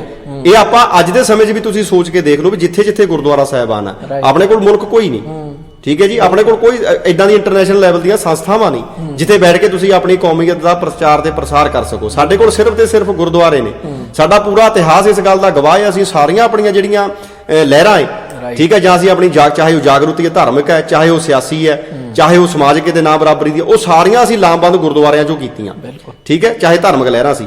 ਸੋ ਹੁਣ ਜਦੋਂ ਗੁਰਦੁਆਰੇ ਰਹਿਣਗੇ, ਠੀਕ ਹੈ, ਫਿਰ ਸਾਨੂੰ ਲੋੜ ਪੈਣੀ ਆ ਰਾਗੀਆਂ ਦੀ, ਗ੍ਰੰਥੀਆਂ ਦੀ, ਪ੍ਰਚਾਰਕਾਂ ਦੀ ਤੇ ਹੋਰ ਜਿਹੜੇ ਵਿਦਵਾਨ ਨੇ, ਜਿਹੜੇ ਉਹਨਾਂ ਨੇ ਇਤਿਹਾਸ ਦੇ ਵਿਦਵਾਨਾਂ ਦਾ ਵੀ ਜ਼ਿਕਰ ਕੀਤਾ। ਜੇ ਵਿਦਵਾਨ ਆਉਣਗੇ, ਖੋਜ ਕਰਨਗੇ, ਕਿਤਾਬਾਂ ਲਿਖਣਗੇ, ਉਹਨਾਂ ਕਿਤਾਬਾਂ ਦੇ ਉੱਤੇ ਜਿਹੜਾ ਉਹ ਪ੍ਰਚਾਰਕ ਸਿਰਜੇ ਜਾਣਗੇ ਜਿਹੜੇ, ਕਿਉਂਕਿ ਪ੍ਰਚਾਰਕ ਦਾ ਕੰਮ ਹੈ ਸਿਰਫ ਲਿਖੀ ਹੋਈ ਚੀਜ਼ ਨੂੰ ਪ੍ਰਚਾਰਨਾ ਸੰਗਤ ਦੇ ਵਿੱਚ, ਠੀਕ ਹੈ ਜੀ। ਵਿਦਵਾਨ ਦਾ ਕੰਮ ਹੈ ਉਹਨੂੰ ਘੋਖ ਕੇ, ਜਿਵੇਂ ਇਤਿਹਾਸ ਕਿਸੇ ਨੇ ਲਿਖਿਆ, ਜਿਵੇਂ ਜਿਨ੍ਹਾਂ 'ਚ ਆਪਾਂ ਜ਼ਿਕਰ ਕਰ ਸਕਦੇ ਹਾਂ ਭਾਈ ਕਾਹਨ ਸਿੰਘ ਨਾਭਾ ਜਾਂ ਦੂਜੇ ਆਪਣੇ ਜਿਹੜੇ ਹਿਸਟੋਰੀਅਨ ਕਰਮ ਸਿੰਘ ਹਿਸਟੋਰੀਅਨ, ਉਹਨਾਂ ਨੂੰ ਆਪਾਂ ਵਿਦਵਾਨਾਂ ਦੀ ਕੈਟਾਗਰੀ 'ਚ ਰੱਖ ਲਈਏ। ਤੇ ਅੱਜ ਇਹ ਆਪਾਂ ਨੇ ਅੱਜ ਦੇਖਣਾ ਹੋਵੇ ਕਿ ਅਸੀਂ ਨਿਘਾਰ ਕਿੱਥੇ ਤੱਕ ਆ ਗਿਆ, ਤੇ ਅੱਜ ਕਰਮ ਸਿੰਘ ਹਿਸਟੋਰੀਅਨ ਲੱਭਣਾ ਹੋਵੇ ਕੌਮ 'ਚੋਂ, ਦੂਜਾ ਗੰਡਾ ਸਿੰਘ ਲੱਭਣਾ ਹੋਵੇ, ਉਹ ਕਿੱਥੇ ਲੱਭ ਰਹੇ ਤੁਹਾਨੂੰ, ਠੀਕ ਹੈ। ਉਹਦੇ ਬਾਅਦ ਦੇ ਵਿੱਚ ਸਭ ਤੋਂ ਵੱਡੀ ਗੱਲ ਹੈ ਵੀ ਉਹਨਾਂ ਨੂੰ ਜੇ ਤੁਸੀਂ ਉਤਸ਼ਾਹਿਤ ਨਹੀਂ ਕਰੋਗੇ ਤੇ ਨਾ ਉਹਨਾਂ ਦੇ ਲਈ ਕੋਈ ਜੌਬ ਪੈਦਾ ਕਰੋਗੇ, ਕਿਉਂਕਿ ਆਖਰ ਅਸੀਂ ਗ੍ਰਸਤੀ ਆ, ਸਾਰਿਆਂ ਦੇ ਪਰਿਵਾਰ ਨੇ, ਤਾਂ ਉਹਨਾਂ ਫਿਰ ਪੈਸੇ ਤੋਂ ਵੀ ਇਲਾਵਾ ਜਿਹੜੀ ਤੁਸੀਂ ਗੱਲ ਕੀਤੀ ਹੈ ਕਿ ਉਹਨਾਂ ਦਾ ਮਾਣ ਤਾਣ, ਰੁਤਬਾ, ਹਨਾ, ਸਤਿਕਾਰ ਉਹਨਾਂ ਦਾ ਸਮਾਜ ਦੇ ਵਿੱਚ ਜੇ ਉਹ ਬਹਾਲ ਨਹੀਂ ਕੌਮ ਕਰਦੀ ਤਾਂ ਉਹ ਕਿੱਥੋਂ ਪੈਦਾ ਹੋਣੇ ਆ, ਠੀਕ ਹੈ। ਪ੍ਰਚਾਰਕਾਂ ਦੀ ਗੱਲ ਛੱਡੋ, ਵਿਦਵਾਨ ਨਹੀਂ ਪੈਦਾ ਹੋ ਰਹੇ। ਹਾਲਾਂਕਿ ਜਿਹੜਾ ਵਿਦਵਾਨ ਆ ਉਹਦਾ ਇੱਕ ਹਿਸਟੋਰੀਅਨ ਇੱਕ ਰੁਤਬਾ ਹੁੰਦਾ ਆਪਣੇ ਆਪ ਦੇ ਵਿੱਚ, ਉਹ ਨਹੀਂ ਨਵੇਂ ਆ ਰਹੇ, ਕਿਉਂਕਿ ਉਹਨਾਂ ਦੀ ਵੀ ਜਿਹੜੀ ਕਿਤੇ ਨਾ ਕਿਤੇ ਅਸੀਂ ਜਿਹੜੀ ਆ ਉਹ ਉਹਨਾਂ ਦੀ ਅਣਗੌਲੀ ਕੀਤੀ ਆ, ਉਹਨਾਂ ਦਾ ਉਹ ਸਤਿਕਾਰ ਕੌਮ ਨੇ ਨਹੀਂ ਕੀਤਾ ਜਿਵੇਂ ਤੁਸੀਂ ਕਹਿੰਦੇ 47 ਤੋਂ ਬਾਅਦ ਤੇ ਪਹਿਲਾਂ ਜੋ ਸੀ। ਇਸ ਕਰਕੇ ਸਾਡੀ ਲੀਡਰਸ਼ਿਪ ਨੂੰ 73 ਦੇ ਵਿੱਚ ਇਹ ਗੱਲਾਂ ਜਿਹੜੀਆਂ ਉਹ ਵਿੱਚ ਪਾਉਣੀਆਂ ਪਈਆਂ। ਪਰ ਅੱਜ ਦੀ ਤੁਸੀਂ ਹਾਲਾਤ ਦੇਖ ਲਓ, ਹੁਣ ਤੁਸੀਂ ਦੇਖ ਲਓ ਵੀ ਸਾਡੇ ਉਲਟ ਜਾ ਕੇ ਜਿਹੜੇ ਬੰਦੇ ਅੱਜ ਸਾਡੇ ਪ੍ਰਚਾਰਕਾਂ ਨੂੰ, ਅੱਜ ਸਾਡੇ ਉਹਨਾਂ ਨੂੰ ਮੰਗ ਖਾਣੇ ਭਾਟੜੇ ਦੱਸ ਰਹੇ ਆ, ਹਨਾ, ਉਹ ਕਿੱਥੇ ਖੜੇ ਆ। ਤੇ ਉਹ ਕੌਮ ਦੀ ਜਿਹੜੇ ਬੰਦੇ ਕਹਿੰਦੇ ਵੀ ਇਹ ਪੈਸੇ ਬਣਾ ਕੇ ਕਿਆ ਵੀ ਉਹਨਾਂ ਨੂੰ ਇਦਾਂ ਨਹੀਂ ਹੋਣਾ। ਹਾਲਾਂਕਿ ਇਸ ਕੌਮ ਦੀ ਵਿਧੀ ਰਹੀ ਹੈ ਵੀ ਤਾਂ ਜੋ ਇੱਕ ਕਿਸੇ ਬੰਦੇ ਦੇ ਟੁੱਕੜ ਤੇ ਕੋਈ ਪ੍ਰਚਾਰਕ ਨਾ ਪੜੇ, ਕੋਈ ਵਿਦਵਾਨ ਨਾ ਪੜੇ। ਜੇ ਕੋਈ ਪੜੂਗਾ ਤਾਂ ਦੇਖ ਲਓ ਉਹੀ ਗੱਲ ਤਾਂ ਅਸੀਂ ਸ਼੍ਰੋਮਣੀ ਕਮੇਟੀ ਦੀ ਰੋਜ਼ ਰੋਂਦੇ ਆ ਕਿ ਜਿਹੜੀ ਸ਼੍ਰੋਮਣੀ ਕਮੇਟੀ ਦੁਆਰਾ ਥਾਪੇ ਗਏ ਸਾਡੇ ਜਥੇਦਾਰਾਂ ਜਾਂ ਗ੍ਰੰਥੀਆਂ ਵੀ ਉਹ ਬੋਲ ਨਹੀਂ ਸਕਦੇ ਜਾਤ ਤੌਰ ਤੇ, ਕਿਉਂਕਿ ਉਹਨਾਂ ਦੀ ਜੌਬ ਦਾ ਮਸਲਾ ਹੈ, ਠੀਕ ਹੈ। ਇਹ ਸਾਰੀ ਕੌਮ ਜਾਣਦੀ ਆ। ਤੇ ਹਾਲਾਂਕਿ ਉਹ ਕੌਮ ਦੇ ਵਿਧੀ ਵਿਧਾਨ ਹੈ ਇੱਕ, ਉੱਥੇ ਚਾਹੀਦਾ ਏਦਾਂ ਨਹੀਂ ਸਿਰਫ ਇੱਕ ਬੰਦੇ ਦੀ ਕਾਬਜ਼ ਹੋਣ ਕਰਕੇ ਉਹ ਸਾਰਾ ਤਹਿਸ਼ ਨਹਿਸ਼ ਹੋ ਗਿਆ ਸਿਸਟਮ, ਤੇ ਉਹਦੀ ਅਸੀਂ ਪੀੜਾ ਪੂਰੀ ਕੌਮ ਹੰਢਾ ਰਹੀ ਆ ਕਿ ਉਹ ਖੁੱਲ ਕੇ ਨਹੀਂ ਬੋਲ ਰਹੇ, ਹਨਾ, ਅਸਲ ਗੁਰਮਤਿ ਦਾ ਪ੍ਰਚਾਰ ਨਹੀਂ ਕਰ ਰਹੇ। ਤੇ ਦੂਜੇ ਪਾਸੇ ਜਿਹੜਾ ਗੁਰੂ ਦਾ ਸੰਕਲਪ ਸੀ ਕਿ ਭਾਈ ਤੁਸੀਂ ਉਹਨੂੰ ਥਾਂ ਦੇਣੀ ਹੈ ਗੁਰਦੁਆਰੇ ਦੇ ਵਿੱਚ, ਕੋਈ ਵੀ ਜਿਹੜਾ ਸਾਡਾ ਰਾਗੀ ਢਾਡੀ ਪ੍ਰਚਾਰਕ ਉਹ ਪ੍ਰਚਾਰ ਕਰੂਗਾ, ਤੁਹਾਨੂੰ ਚੰਗਾ ਲੱਗੂਗਾ, ਤੁਸੀਂ ਆਪਣੇ ਦਸਵੰਧ ਚੋਂ ਉਹਨੂੰ ਜਿਹੜੀ ਆ ਸ਼ਬਦ ਭੇਟਾ ਜਾਂ ਉਹਦੇ ਲਾ ਕੇ ਤੁਸੀਂ $2 2 ਰੁਪਏ 5 ਰੁਪਏ ਆਪੋ ਆਪਣੇ ਹਿਸਾਬ ਦੇ ਨਾਲ ਤੁਸੀਂ ਉਹਨੂੰ ਆਪਣੀ ਮਰਜ਼ੀ ਨਾਲ ਦੇਣੀ ਹੈ, ਠੀਕ ਹੈ। ਉਹਦੇ ਨਾਲ ਉਹ ਆਪਣਾ ਜਿਹੜਾ ਪਰਿਵਾਰ ਦਾ ਗੁਜ਼ਾਰਾ ਤੇ ਬਸ ਆਪਣੇ ਉਹ ਚਲਾ ਸਕੇ। ਉਹ ਹੁਣ ਬੰਦੇ ਦੀ ਕਾਬਲੀਅਤ ਹੈ ਜਾਂ ਤੁਹਾਡੇ ਤੇ ਨਿਰਭਰ ਆ। ਉਹ ਸਿੱਧਾ ਜਿਹੜਾ ਸੰਗਤ ਨੂੰ ਗੁਰੂ ਦਾ ਦਰਜਾ ਦਿੱਤਾ ਗਿਆ ਇੱਕ ਥਾਂ ਤੇ ਜਾ ਕੇ, ਹਨਾ, ਵੀ ਉਹ ਗੁਰੂ ਤੇ ਪ੍ਰਚਾਰਕ ਦੇ ਵਿੱਚ ਹੈ। ਉਹਦੇ ਵਿੱਚ ਕਿਸੇ ਇੱਕ ਬੰਦੇ ਨੂੰ ਕੋਈ ਹੱਕ ਨਹੀਂ ਕਿ ਉਹ ਡਿਕਟੇਟ ਕਰ ਸਕੇ ਕਿ ਭਾਈ ਤੂੰ ਉਹ ਲੈ ਗਿਆ, ਉਹ ਫਲਾਣਾ ਕਰ ਗਿਆ, ਉਹ ਧਮਕੜਾ ਕਰ ਗਿਆ। ਹਾਂ, ਉਹਦੇ ਵੱਲੋਂ ਜਿਹੜਾ ਪ੍ਰਚਾਰ ਕੀਤਾ ਗਿਆ, ਜੇ ਉਹ ਕਿਤੇ ਗੁਰਮਤਿ ਤੇ ਨਹੀਂ ਉਤਰਦਾ ਉਹਦੇ ਤੇ ਕਿੰਤੂ ਹੋ ਸਕਦਾ, ਉਹਦੇ ਤੇ ਸਵਾਲ ਕਰ ਸਕਦੇ ਆ ਤੁਸੀਂ, ਪਰ ਜਿਹੜੀ ਉਹਦੀ ਗੁਜ਼ਰ ਹੈ ਉਹਦੇ ਤੇ ਸਵਾਲ ਕਰਨ ਦਾ ਕਿਸੇ ਨੂੰ ਹੱਕ ਨਹੀਂ। ਇਹ ਸਿਰਫ ਤੇ ਸਿਰਫ ਉਹਨਾਂ ਨੂੰ ਡੀਮੋਰਲਾਈਜ਼ ਕਰਨ ਖਾਤਰ, ਉਹਨਾਂ ਨੂੰ ਉਤਸ਼ਾਹਹੀਣ ਕਰਨ ਖਾਤਰ, ਤਾਂ ਜੋ ਕੋਈ ਗਾਹਾਂ ਨੂੰ ਵੀ ਕੋਈ ਰਹਿੰਦਾ ਖੂੰਦਾ ਜਿਹੜਾ ਉਹ ਇਹ ਹੀਆ ਨਾ ਕਰ ਸਕੇ ਕਿ ਮੈਂ ਆਪਣੇ ਧੀ ਪੁੱਤ ਨੂੰ ਇਸ ਖੇਤਰ ਦੇ ਵਿੱਚ ਪਾਉਣਾ। ਤੇ ਯਾਨੀ ਇਹਦੀ ਇੰਪੋਰਟੈਂਸ ਕਿੰਨੀ ਹੈ। ਜੇ ਅੱਜ ਵੀ ਸਾਡੀ ਕੌਮ ਇਹ ਨਾ ਸੰਭਲੀ, ਅੱਜ ਵੀ ਇਹਨਾਂ ਨੂੰ ਮੂੰਹ ਤੋੜ ਜਵਾਬ ਨਾ ਦਿੱਤਾ, ਤਾਂ ਕੱਲ ਨੂੰ ਇਸ ਦੇ ਜਿਹੜੇ ਹੋਰ ਵੀ ਗੰਭੀਰ ਜਿਹੜੇ ਸਿੱਟੇ ਉਹ ਸਾਡੀ ਕੌਮ ਨੂੰ ਭੁਗਤਣੇ ਪੈਣਗੇ। ਇਹ ਸਾਨੂੰ ਗੱਲ ਪੂਰੀ ਤਰ੍ਹਾਂ ਦੇ ਨਾਲ ਨਿਸ਼ਚਾ ਸਾਨੂੰ ਕਰ ਲੈਣਾ ਚਾਹੀਦਾ। ਇਹ ਗੱਲ ਉਦੋਂ ਵੀ ਇੰਪੋਰਟੈਂਟ ਸੀ, ਅੱਜ ਉਹ ਤੋਂ ਵੀ ਮੈਂ ਕਹਿੰਦਾ ਅਸੀਂ ਮਾੜੇ ਹਾਲਾਤ ਵਿੱਚ ਚਲੇ ਗਏ। 73 ਨਾਲ ਦੇ ਅੱਜ ਦੇ ਦਿਨ ਦੇ ਵਿੱਚ ਅਸੀਂ ਹੋਰ ਵੀ ਮਾੜੇ ਹਾਲਾਤ ਦੇ ਵਿੱਚ ਚਲੇ ਗਏ ਆ। ਸਾਨੂੰ ਇਸ ਗੱਲ ਵੱਲ ਪੂਰੀ ਕੌਮ ਨੂੰ ਪੂਰਾ ਜਿਹੜਾ ਉਹ ਧਿਆਨ ਦੇਣਾ ਬਣਦਾ। ਹਾਂਜੀ ਨਾ ਤੁਸੀਂ ਇਹ ਦੇਖੋ ਭਈ ਜਿਹੜਾ ਕੋਈ 10-12 ਪੁਸ਼ਤਾਂ ਤੋਂ ਹੁਨਰ ਇੱਕ ਪਰਿਵਾਰ ਦੇ ਵਿੱਚ ਚੱਲਿਆ ਆਂਦਾ ਹੋਵੇ ਜੀ, ਜਦੋਂ ਉਹਦੀ ਲੜੀ ਟੁੱਟ ਗਈ ਜੀ, ਉਹ ਦੁਬਾਰਾ ਬਹਾਲ ਕਿੱਥੇ ਹੋਣੀ ਹੈ? ਉਹ ਤੇ ਖਤਮ ਹੋ ਗਈ, ਗਵਾਚ ਗਈ ਉਹ ਜੀ। ਸੋ ਉਹ ਸਾਰਾ ਜਿਹੜਾ ਨੁਕਸਾਨ ਆ ਕੌਮ ਦਾ ਉਹ ਅਜੇ ਤੱਕ ਬਹੁਤ ਹੋ ਚੁੱਕਿਆ ਆ। ਹਾਂਜੀ, ਉਹਦੇ ਵਿੱਚ ਟ੍ਰੈਡੀਸ਼ਨਲ ਜਿਹੜੀ ਰਾਗੀਆਂ ਦੀ ਕਲਾ ਸੀ, ਢਾਡੀਆਂ ਦੀ ਕਲਾ ਸੀ, ਉਹ ਸਾਰੀ ਕਿਤੇ ਨਾ ਕਿਤੇ ਅਲੋਪ ਹੋ ਰਹੀ ਆ। ਹਾਂਜੀ, ਔਰ ਈਵਨ ਜਿਹੜੀ ਸ਼ਬਦਾਵਲੀ ਸੀਗੀ ਜੀ, ਜਿਹੜੀ ਅਸੀਂ ਵਰਤਦੇ ਸੀਗੇ ਜੀ, ਭਈ ਜਿਹੜਾ ਪਿਓ ਆ ਉਹ ਪੁੱਤ ਨੂੰ ਜਦੋਂ ਸਮਝਾਉਂਦਾ ਸੀ ਜੀ ਭਈ ਆਹ ਰਾਗ ਇਦਾਂ ਆ, ਇਦਾਂ ਆਦੇ ਆ ਸਾਰਾ ਹੈਗਾ ਆ ਸਿਸਟਮ, ਤੇ ਜਾਂ ਈਵਨ ਭਈ ਜਿਹੜਾ ਕੋਈ ਦੂਸਰਾ ਹੋਰ ਵੀ ਕੋਈ ਹੁਨਰ ਆ ਉਹਦੀ ਵੀ ਜਿਹੜੀ ਚੀਜ਼ ਸਮਝਾਉਂਦਾ ਸੀ ਇੱਕ ਜਨਰੇਸ਼ਨ ਅਗਲੀ ਨੂੰ, ਉਹ ਸਾਰਾ ਕੁਝ ਚੇਂਜ ਹੋਈ ਜਾਂਦੇ ਆ। ਅਸੀਂ ਉਹਦੇ ਵੱਲ ਧਿਆਨ ਨਹੀਂ ਰੱਖ ਰਹੇ ਵੀ ਜਿਹੜੀ ਸਾਡੀ ਟ੍ਰੈਡੀਸ਼ਨਲ ਜਿਹੜੀ ਨੌਲੇਜ ਆ, ਗਿਆਨ ਜਿਹੜਾ ਉਹ ਜਿਹੜੀਆਂ ਟਰਮਾਂ ਰਾਹੀਂ ਦਿੱਤਾ ਜਾਂਦਾ ਸੀ, ਅੱਗੇ ਪਾਸ ਹੁੰਦਾ ਕੀਤਾ ਜਾਂਦਾ ਸੀ, ਉਹਨੂੰ ਅਸੀਂ ਸੰਭਾਲੀਏ। ਤੇ ਜਿਹੜੀ ਨਵੇਂ ਵਿਗਿਆਨ ਵਾਲੀ ਗੱਲ ਆ ਤੇ ਹੋਰ ਜਿਹੜੀਆਂ ਜਿੱਦਾਂ ਹੁਣ ਜਿਹੜੀਆਂ ਡਿਗਰੀਆਂ ਮਿਊਜ਼ਿਕ ਦੀਆਂ ਚੱਲਦੀਆਂ ਨੇ ਹੁਣ ਉਹਦੇ ਵਿੱਚ ਇੱਕ ਜਿਹੜੀ ਚੀਜ਼ ਨੋਟ ਕਰਨ ਵਾਲੀ ਹੁੰਦੀ ਆ ਭਈ ਉਹ ਡਿਗਰੀਆਂ ਜਿਹੜੀਆਂ ਨੇ ਉਹਨਾਂ ਦਾ ਸਿਲੇਬਸ ਜਿਹੜੀਆਂ ਨੋਟੇਸ਼ਨਸ ਤੇ ਹੋਰ ਸਾਰਾ ਕੁਝ ਵਰਤ ਰਿਹਾ ਆ ਉਹ ਗੁਰਮਤਿ ਸੰਗੀਤ ਦਾ ਨਹੀਂਗਾ ਜੀ, ਉਹ ਹਿੰਦੁਸਤਾਨੀ ਜਿਹੜਾ ਕਲਾਸੀਕਲ ਆ ਉਹਦਾ ਠੀਕ ਹੈ ਜੀ। ਤੇ ਉਹਦੇ ਨਾਲ ਭਈ ਉਹ ਜਿਹੜਾ ਇੱਕ ਹੁਣ ਜਦੋਂ ਪੜ੍ਹਾਈ ਕਰ ਰਿਹਾ ਹੋਵੇ ਬੰਦਾ ਤੇ ਉਹਦੇ ਉੱਤੇ ਤੁਹਾਨੂੰ ਜਿਹੜਾ ਆ ਵੀ ਦੂਸਰੇ ਪਾਸੇ ਨੂੰ ਦੁਆਰਾ ਗੁਰਮਤਿ ਸੰਗੀਤ ਵਾਲੇ ਪਾਸੇ ਨੂੰ ਆਉਣਾ ਹੋਵੇ, ਉਹ ਉਦਾਂ ਹੀ ਆ ਵੀ ਜਿੱਦਾਂ ਵੀ ਪੰਜਾਬੀ ਕਿਸੇ ਨੇ ਪੜ੍ਹੀ ਆ ਸਕੂਲ ਦੇ ਵਿੱਚ, ਉਹ ਤੋਂ ਬਾਅਦ ਗੁਰਬਾਣੀ ਜਿਹੜੀ ਆ ਵੀ ਉਹ ਪੜ੍ਹਨ ਲੱਗਿਆ ਤੇ ਉਹ ਲਾਤੇ ਰੂਲ ਜਿਹੜੇ ਉਹ ਦੂਸਰੀ ਪੰਜਾਬੀ ਦੇ ਸਕੂਲੀ ਦੇ, ਤੇ ਉਹ ਗੁਰਬਾਣੀ ਦੇ ਉੱਤੇ ਲੱਗਦੇ ਨਹੀਂ ਪਏ। ਉਹ ਗੁਰਬਾਣੀ ਜਿਹੜੀ ਆ ਵੀ ਉਹ ਸ਼ੁੱਧ ਪੜ੍ਹਨੀ ਵੀ ਨਹੀਂ ਜਾਣਦਾ। ਸੋ ਉਹੀ ਚੀਜ਼ ਮਿਊਜ਼ਿਕ ਦੇ ਨਾਲ ਆ। ਸੋ ਉਹ ਸਾਰੀਆਂ ਚੀਜ਼ਾਂ ਜਿਹੜੀਆਂ ਆ ਉਹ ਸਾਡੇ ਲਈ ਬਹੁਤ ਵੱਡੀ ਚਿੰਤਾ ਦਾ ਵਿਸ਼ਾ ਹੋਣਾ ਚਾਹੀਦਾ ਭਈ ਇਹ ਜਿਹੜੇ ਸਾਡੇ ਟ੍ਰੈਡੀਸ਼ਨਲ ਸਿਸਟਮ ਸੀਗੇ ਉਹਨਾਂ ਨੂੰ ਜੇ ਮੁੜ ਬਹਾਲ ਕੀਤਾ ਜਾ ਸਕਦਾ ਆ ਤੇ ਉਧਰ ਸਾਡਾ ਪੂਰਾ ਜ਼ੋਰ ਲੱਗਾ ਹੋਣਾ ਚਾਹੀਦਾ ਜੀ। ਅੱਗੇ ਜਿਹੜਾ ਆ ਜੀ ਵੀ ਉਹ ਲਿਖਦੇ ਆ ਵੀ ਗੁਰਦੁਆਰਾ ਪ੍ਰਬੰਧ ਨੂੰ ਵਧੇਰੇ ਸੋਹਣਾ ਬਣਾਉਣ ਲਈ ਯਤਨ ਕਰਨਾ ਤੇ ਗੁਰਦੁਆਰਾ ਕਰਮਚਾਰੀਆਂ ਦੀ ਸਿਖਲਾਈ ਲਈ ਪ੍ਰਬੰਧ ਕਰਨਾ, ਗੁਰਦੁਆਰਿਆਂ ਦੀਆਂ ਇਮਾਰਤਾਂ ਦੀ ਸੰਭਾਲ ਕਰਾਉਣੀ, ਜਿਸ ਸੰਬੰਧ ਵਿੱਚ ਸਮੇਂ-ਸਮੇਂ ਸ਼੍ਰੋਮਣੀ ਗੁਰਦੁਆਰਾ ਪ੍ਰਬੰਧਕ ਕਮੇਟੀ ਤੇ ਹੋਰ ਕਮੇਟੀਆਂ ਵਿੱਚ ਆਪਣੇ ਪ੍ਰਤੀਨਿਧਾਂ ਨੂੰ ਯੋਗ ਹਦਾਇਤਾਂ ਭੇਜਦੇ ਰਹਿਣਾ। ਹੁਣ ਮਤਲਬ ਵੀ ਇਹ ਵੀ ਜਿਹੜਾ ਆ ਵੀ ਉਸ ਵੇਲੇ ਜਿਹੜੀ ਚਿੰਤਾ ਸੀ ਹੁਣ ਉਹਦੇ ਵਿੱਚ ਵੀ ਦੇਖ ਲਓ ਵੀ ਜਿਹੜਾ ਟੀਚਾ ਮਿੱਥਿਆ ਗਿਆ ਉਹ ਬੜਾ ਵਧੀਆ ਸੀ, ਪਰ ਜਿਵੇਂ ਡਿਲੀਵਰ ਕੀਤਾ ਗਿਆ ਜਾਂ ਜਦੋਂ ਦੁਸ਼ਮਣ ਦੀ ਘਸਪੈਠ ਹੋ ਗਈ ਤੇ ਉਹ ਜਿਹੜੀਆਂ ਕਾਰ ਸੇਵਾ ਵਾਲੇ ਬਾਬੇ ਸੀਗੇ ਤੇ ਹੋਰ ਉਹਨਾਂ ਨੇ ਇਮਾਰਤਾਂ ਨਵੀਆਂ ਬਣਾਉਣ ਲਈ, ਪੁਰਾਣੀਆਂ ਸਾਂਭਣੀਆਂ ਤੇ ਕੀ ਸੀਗੀਆਂ, ਨਵੀਆਂ ਬਣਾਉਣ ਦੇ ਵਿੱਚ ਵੀ ਜਿਹੜੀ ਇਤਿਹਾਸ ਜਿਹੜਾ ਸੀਗਾ ਸਾਡਾ ਉਹ ਸਾਰੇ ਦਾ ਸਾਰਾ ਤਹਿਸ-ਨਹਿਸ ਕਰ ਦਿੱਤਾ। ਮਤਲਬ ਭਈ ਉਹ ਜੋ ਕੁਝ ਵੀ ਮਿੱਥਿਆ ਗਿਆ ਭਈ ਜਿਹੜੇ ਚੰਗੇ ਦਿਮਾਗ ਸੀ ਉਹਨਾਂ ਚੋਂ ਨਿਕਲਿਆ ਉਹ ਸਾਰਾ ਮਤਲਬ ਜਦੋਂ ਡਿਲੀਵਰ ਕਰਨ ਲੱਗੇ ਆ ਉਹ ਐਨ ਮਤਲਬ ਕੌਮ ਦੇ ਜੜ੍ਹਾਂ 'ਚ ਤੇਲ ਦੇਣੇ ਵਾਲਾ ਕੰਮ ਕਰਤਾ। ਗੁਰਬਾਣੀ ਦੀ ਸ਼ੁੱਧ ਛਪਾਈ ਤੇ ਨਵੀਨ ਸਿੱਖ ਇਤਿਹਾਸ ਦੀ ਖੋਜ ਅਤੇ ਸੰਭਾਲ ਦੇ ਪ੍ਰਕਾਸ਼ਮਾ ਗੁਰਬਾਣੀ ਦਾ ਹੋਰ ਬੋਲੀਆਂ ਵਿੱਚ ਅਲੱਥਾ ਸਿੱਖ ਸਿਧਾਂਤ ਬਾਰੇ ਵਧੀਆ ਸਾਹਿਤ ਤਿਆਰ ਕਰਨ ਲਈ ਪ੍ਰਬੰਧ ਕਰਨਾ। ਸੋ ਉਹ ਆ ਜਿਹੜੇ ਕੰਮ ਆ ਵੀ ਇਹ ਵੀ ਗੁਰਬਾਣੀ ਦੀ ਸ਼ੁੱਧ ਛਪਾਈ ਤੇ ਨਵੀਨ ਸਿੱਖ ਇਤਿਹਾਸ ਦੀ ਖੋਜ ਅਤੇ ਸੰਭਾਲ ਤੇ ਗੁਰਬਾਣੀ ਦਾ ਹੋਰ ਬੋਲੀਆਂ ਵਿੱਚ ਅਲੱਥਾ। ਹੁਣ ਉਹਦੇ ਵਿੱਚ ਵੀ ਮਸਲਾ ਇਹ ਆ ਗਿਆ ਭਈ ਇਹ ਟੀਚੇ ਬੜੇ ਵਧੀਆ ਸੀਗੇ ਪਰ ਜਿਹੜਾ ਗੁਰਬਾਣੀ ਦਾ ਹੋਰ ਬੋਲੀਆਂ ਵਿੱਚ ਅਲੱਥਾ ਸੀਗਾ ਉਹਦੇ ਉੱਤੇ ਜਿਹੜੇ ਕੰਟਰੋਲ ਬਣਾਉਣ ਦੀ ਲੋੜ ਸੀਗੀ ਵੀ ਭਾਈ ਜਿਹੜਾ ਵੀ ਅਲੱਥਾ ਹੈਗਾ ਆ ਗੁਰਬਾਣੀ ਦੀ ਕਿਸੇ ਹੋਰ ਬੋਲੀ ਦੇ ਵਿੱਚ ਉਹਦਾ ਜਿਹੜਾ ਇੱਕ ਕਮੇਟੀ ਬਣਾਈ ਜਾਂਦੀ ਉਸ ਲੈਂਗੁਏਜ ਦੀ ਤੇ ਉਹਦੇ ਕੋਲੋਂ ਪਹਿਲਾਂ ਜੇ ਪਾਸ ਹੁੰਦਾ ਆ ਫੇਰ ਹੀ ਛਪ ਸਕਦਾ ਆ ਤੇ ਨਹੀਂ ਤਾਂ ਮਤਲਬ ਵੀ ਉਹਨੂੰ ਛਾਪਣਾ ਜਿਹੜਾ ਆ ਵੀ ਉਹਦੇ ਉੱਤੇ ਰੋਕ ਹੋਣੀ ਚਾਹੀਦੀ। ਹੁਣ ਹੋਇਆ ਕੀ ਆ ਵੀ ਜਦੋਂ ਗੂਗਲ ਟਰਾਂਸਲੇਟ ਵਾਲਾ ਕੰਮ ਸ਼ੁਰੂ ਹੋਇਆ ਨਾ ਤੇ ਆਟੋਮੈਟਿਕ ਟਰਾਂਸਲੇਸ਼ਨ ਜਿਹੜੀ ਸੀ ਉਹਦੇ ਵਿੱਚ ਇੱਕ ਬੰਦਾ ਜਿਹੜਾ ਆ ਸਿਰਫ ਇੱਕ ਬੰਦੇ ਨੇ ਪੂਰੇ ਦਾ ਪੂਰਾ ਗੁਰੂ ਗ੍ਰੰਥ ਸਾਹਿਬ ਜਰਮਨ ਦੇ ਵਿੱਚ ਵੀ ਟਰਾਂਸਲੇਟ ਕਰ ਦਿੱਤਾ ਤੇ ਫ੍ਰੈਂਚ ਵਿੱਚ ਵੀ ਟਰਾਂਸਲੇਟ ਕਰ ਦਿੱਤਾ। ਉਹ ਗਾਂ ਇਹ ਵੀ ਕਹਿ ਰਿਹਾ ਸੀ ਵੀ ਮੈਂ ਸਪੈਨਿਸ਼ ਦੇ ਹੋਰ ਪਤਾ ਨਹੀਂ, ਇਹ ਗੱਲ ਅੱਜ ਤੋਂ 20 ਸਾਲ ਪੁਰਾਣੀ ਆ। ਅੱਛਾ ਜੀ। ਤੇ ਮੈਂ ਫ੍ਰੈਂਚ ਵਿੱਚ ਵੀ ਕਰਨ ਲੱਗਿਆ, ਆਪਣਾ ਉਹ ਚ ਸਪੈਨਿਸ਼ ਵੀ ਕਰਨ ਲੱਗਿਆ ਤੇ ਹੋਰ ਪਤਾ ਨਹੀਂ ਕਿਹੜੀਆਂ ਕਿਹੜੀਆਂ ਲੈਂਗੁਏਜਸ ਕਰਨ ਲੱਗਿਆ। ਠੀਕ ਜੀ। ਉਹ ਜਿਹੜਾ ਜਾਣਕਾਰ ਸੀਗਾ ਫ੍ਰੈਂਚ ਦਾ ਇੱਕ, ਉਹਨੇ ਜਦੋਂ ਉਹ ਪੜ੍ਹਨੀ ਸ਼ੁਰੂ ਕੀਤੀ ਨਾ ਉਹ ਕਹਿੰਦਾ ਵੀ ਇਹਦੀ ਤਾਂ ਸੈਂਸ ਹੀ ਕੋਈ ਨਹੀਂ ਬਣ ਰਹੀ ਜੋ ਇਹ ਕੀਤਾ ਜੋ ਲਿਖਿਆ ਹੋਇਆ ਆ। ਤੇ ਜਿਹੜਾ ਕੋਈ ਫ੍ਰੈਂਚ ਜਾਣਦਾ ਆ ਵੀ ਉਹ ਇਹਦਾ ਸਿਰ ਪੈਰ ਨਹੀਂ ਬਣਾ ਸਕਦਾ। ਫਿਰ ਜਦੋਂ ਗੱਲ ਨਿਕਲੀ ਫਰਦਰ, ਛਪ ਚੁੱਕਿਆ ਸੀ ਉਹ ਜੀ, ਜਦੋਂ ਗੱਲ ਫਰਦਰ ਨਿਕਲੀ ਉਹ ਤੋਂ ਬੰਦੇ ਨੂੰ ਪੁੱਛਿਆ, ਉਹ ਕਹਿੰਦਾ ਮੈਂ ਤੇ ਵੀ ਗੂਗਲ ਟਰਾਂਸਲੇਟ ਦੇ ਵਿੱਚ ਪਾ ਕੇ ਤੇ ਉਹਨੂੰ ਬਸ ਉਹ ਉਦਾਂ ਹੀ ਟਰਾਂਸਲੇਟ ਜਿਹੜਾ ਆ ਵੀ ਉਹ ਕਰਕੇ ਤੇ ਛਪਵਾਤਾ। ਸੋ ਮਤਲਬ ਵੀ ਔਰ ਫਿਰ ਉਹ ਜਿਹੜਾ ਸੀਗਾ ਇੱਕ ਹੋਰ ਹੈਗਾ ਆਪਣਾ ਮੁੱਥੂ ਮੋਹਨ ਕਰਕੇ ਆ, ਉਹਦਾ ਚੰਗਾ ਹੈਗਾ ਜਿੰਨਾ ਕਿ ਉਹਦੀ ਅੰਗਰੇਜ਼ੀ ਦੇ ਵਿੱਚ ਕੰਮ ਆ ਉਹ ਚੰਗੇ ਪੱਧਰ ਦਾ ਆ, ਪਰ ਉਹਨੇ ਤਾਮਿਲ ਦੇ ਵਿੱਚ ਜਿਹੜੀ ਆ ਵੀ ਉਹ ਟਰਾਂਸਲੇਸ਼ਨ ਗੁਰਬਾਣੀ ਦੀ ਕੀਤੀ ਆ, ਪੂਰੀ ਦੀ ਨਹੀਂ ਪਰ ਕਾਫੀ ਦੀ ਕੀਤੀ ਆ। ਹੁਣ ਪ੍ਰੋਬਲਮ ਇਹ ਆ ਜਾਂਦੀ ਆ ਵੀ ਤਾਮਿਲ ਜਾਣਦਾ ਹੋਊਗਾ ਕੋਈ, ਉਹੋ ਹੀ ਉਹਨੂੰ ਜੱਜ ਕਰ ਸਕਦਾ ਆ ਵੀ ਕਿਸ ਪੱਧਰ ਦੀ ਟਰਾਂਸਲੇਸ਼ਨ।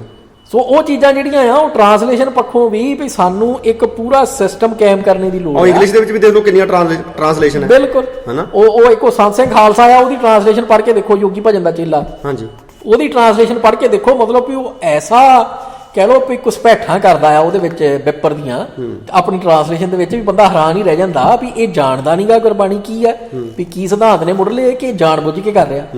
ਸੋ ਉਹੋ ਜਿਹੀਆਂ ਚੀਜ਼ਾਂ ਜਿਹੜੀਆਂ ਆ ਵੀ ਉਹ ਸਾਨੂੰ ਉਹਦੇ ਅਗੇਂਸਟ ਕਹਿ ਲਓ ਵੀ ਚੇਤਨ ਹੋਣ ਦੀ ਲੋੜ। ਹਾਂਜੀ ਬਿਲਕੁਲ। ਹੁਣ ਕਿਉਂਕਿ ਹੁਣ ਗੱਲ ਇਹ ਵੀ ਜਦੋਂ ਆਪਾਂ ਇਹਨੂੰ ਸਾਰੇ ਮਤੇ ਨੂੰ ਵਿਚਾਰ ਰਹੇ ਆ, ਉਹਦੇ ਵਿੱਚੋਂ ਆਪਾਂ ਇਹ ਸਾਰੇ ਦੀ ਗੱਲ ਵਿੱਚ ਜਿੱਥੇ ਜਿੱਥੇ ਸਾਨੂੰ ਬਣਦੀ ਹੈ ਕਿ ਅਸੀਂ ਉੱਥੋਂ ਤੋਂ ਨਿਮਾਣ ਵੱਲ ਨੂੰ ਕਿੱਥੇ ਆਏ ਆ, ਕਿੱਥੇ ਕਿੱਥੇ ਉਹ ਜਿਹੜੇ ਵੀ ਉਹਨਾਂ ਦੇ ਟੀਚੇ ਮਨੋਰਥ ਵਧੀਆ ਸੀ, ਪਰ ਉਹਨਾਂ ਨੂੰ ਜਿਸ ਤਰੀਕੇ ਦੇ ਨਾਲ ਜਿਸ ਯੋਜਨਾਬੱਦੀ ਦੇ ਨਾਲ ਉਹਨਾਂ ਨੂੰ ਲਾਗੂ ਕਰਨਾ ਸੀ ਉਹ ਕਿਤੇ ਨਹੀਂ ਕਰਿਆ ਗਿਆ। ਬਿਲਕੁਲ ਠੀਕ ਹੈ। ਔਰ ਬਲਕਿ ਇਹ ਵੀ ਲੱਗਦਾ ਆ ਵੀ ਜਿੱਦਾਂ ਵੀ ਇਹ ਜਿਹੜਾ ਟੀਚੇ ਸੀ ਨਾ ਸਾਡੇ, ਹਾਂਜੀ, ਇਹਨੂੰ ਦੁਸ਼ਮਣ ਨੇ ਇਸ ਹਿਸਾਬ ਨਾਲ ਲੈ ਲਿਆ ਵੀ ਇਹਨਾਂ ਚੋਂ ਮੈਂ ਕੁਝ ਵੀ ਪੂਰਾ ਨਹੀਂ ਹੋਣ ਦੇਣਾ, ਮੈਂ ਹਰੇਕ ਚੀਜ਼ ਜਿਹੜੀ ਆ ਉਹ ਪੁੱਠੀ ਚਲਾਉਂਗਾ। ਔਰ ਉਹਦਾ ਅਗਲਾ ਜਿਹੜਾ ਹੈਗਾ ਆਹ ਪੁਆਇੰਟ ਜੀ, ਇਹ ਹੋਰ ਇਸ ਚੀਜ਼ ਨੂੰ ਸਾਬਤ ਕਰਦਾ। ਇਹਦੇ ਵਿੱਚ ਲਿਖਿਆ ਗਿਆ ਸੀਗਾ ਵੀ ਇੱਕ ਨਵਾਂ ਸਰਬ ਹਿੰਦ ਗੁਰਦੁਆਰਾ ਕਾਨੂੰਨ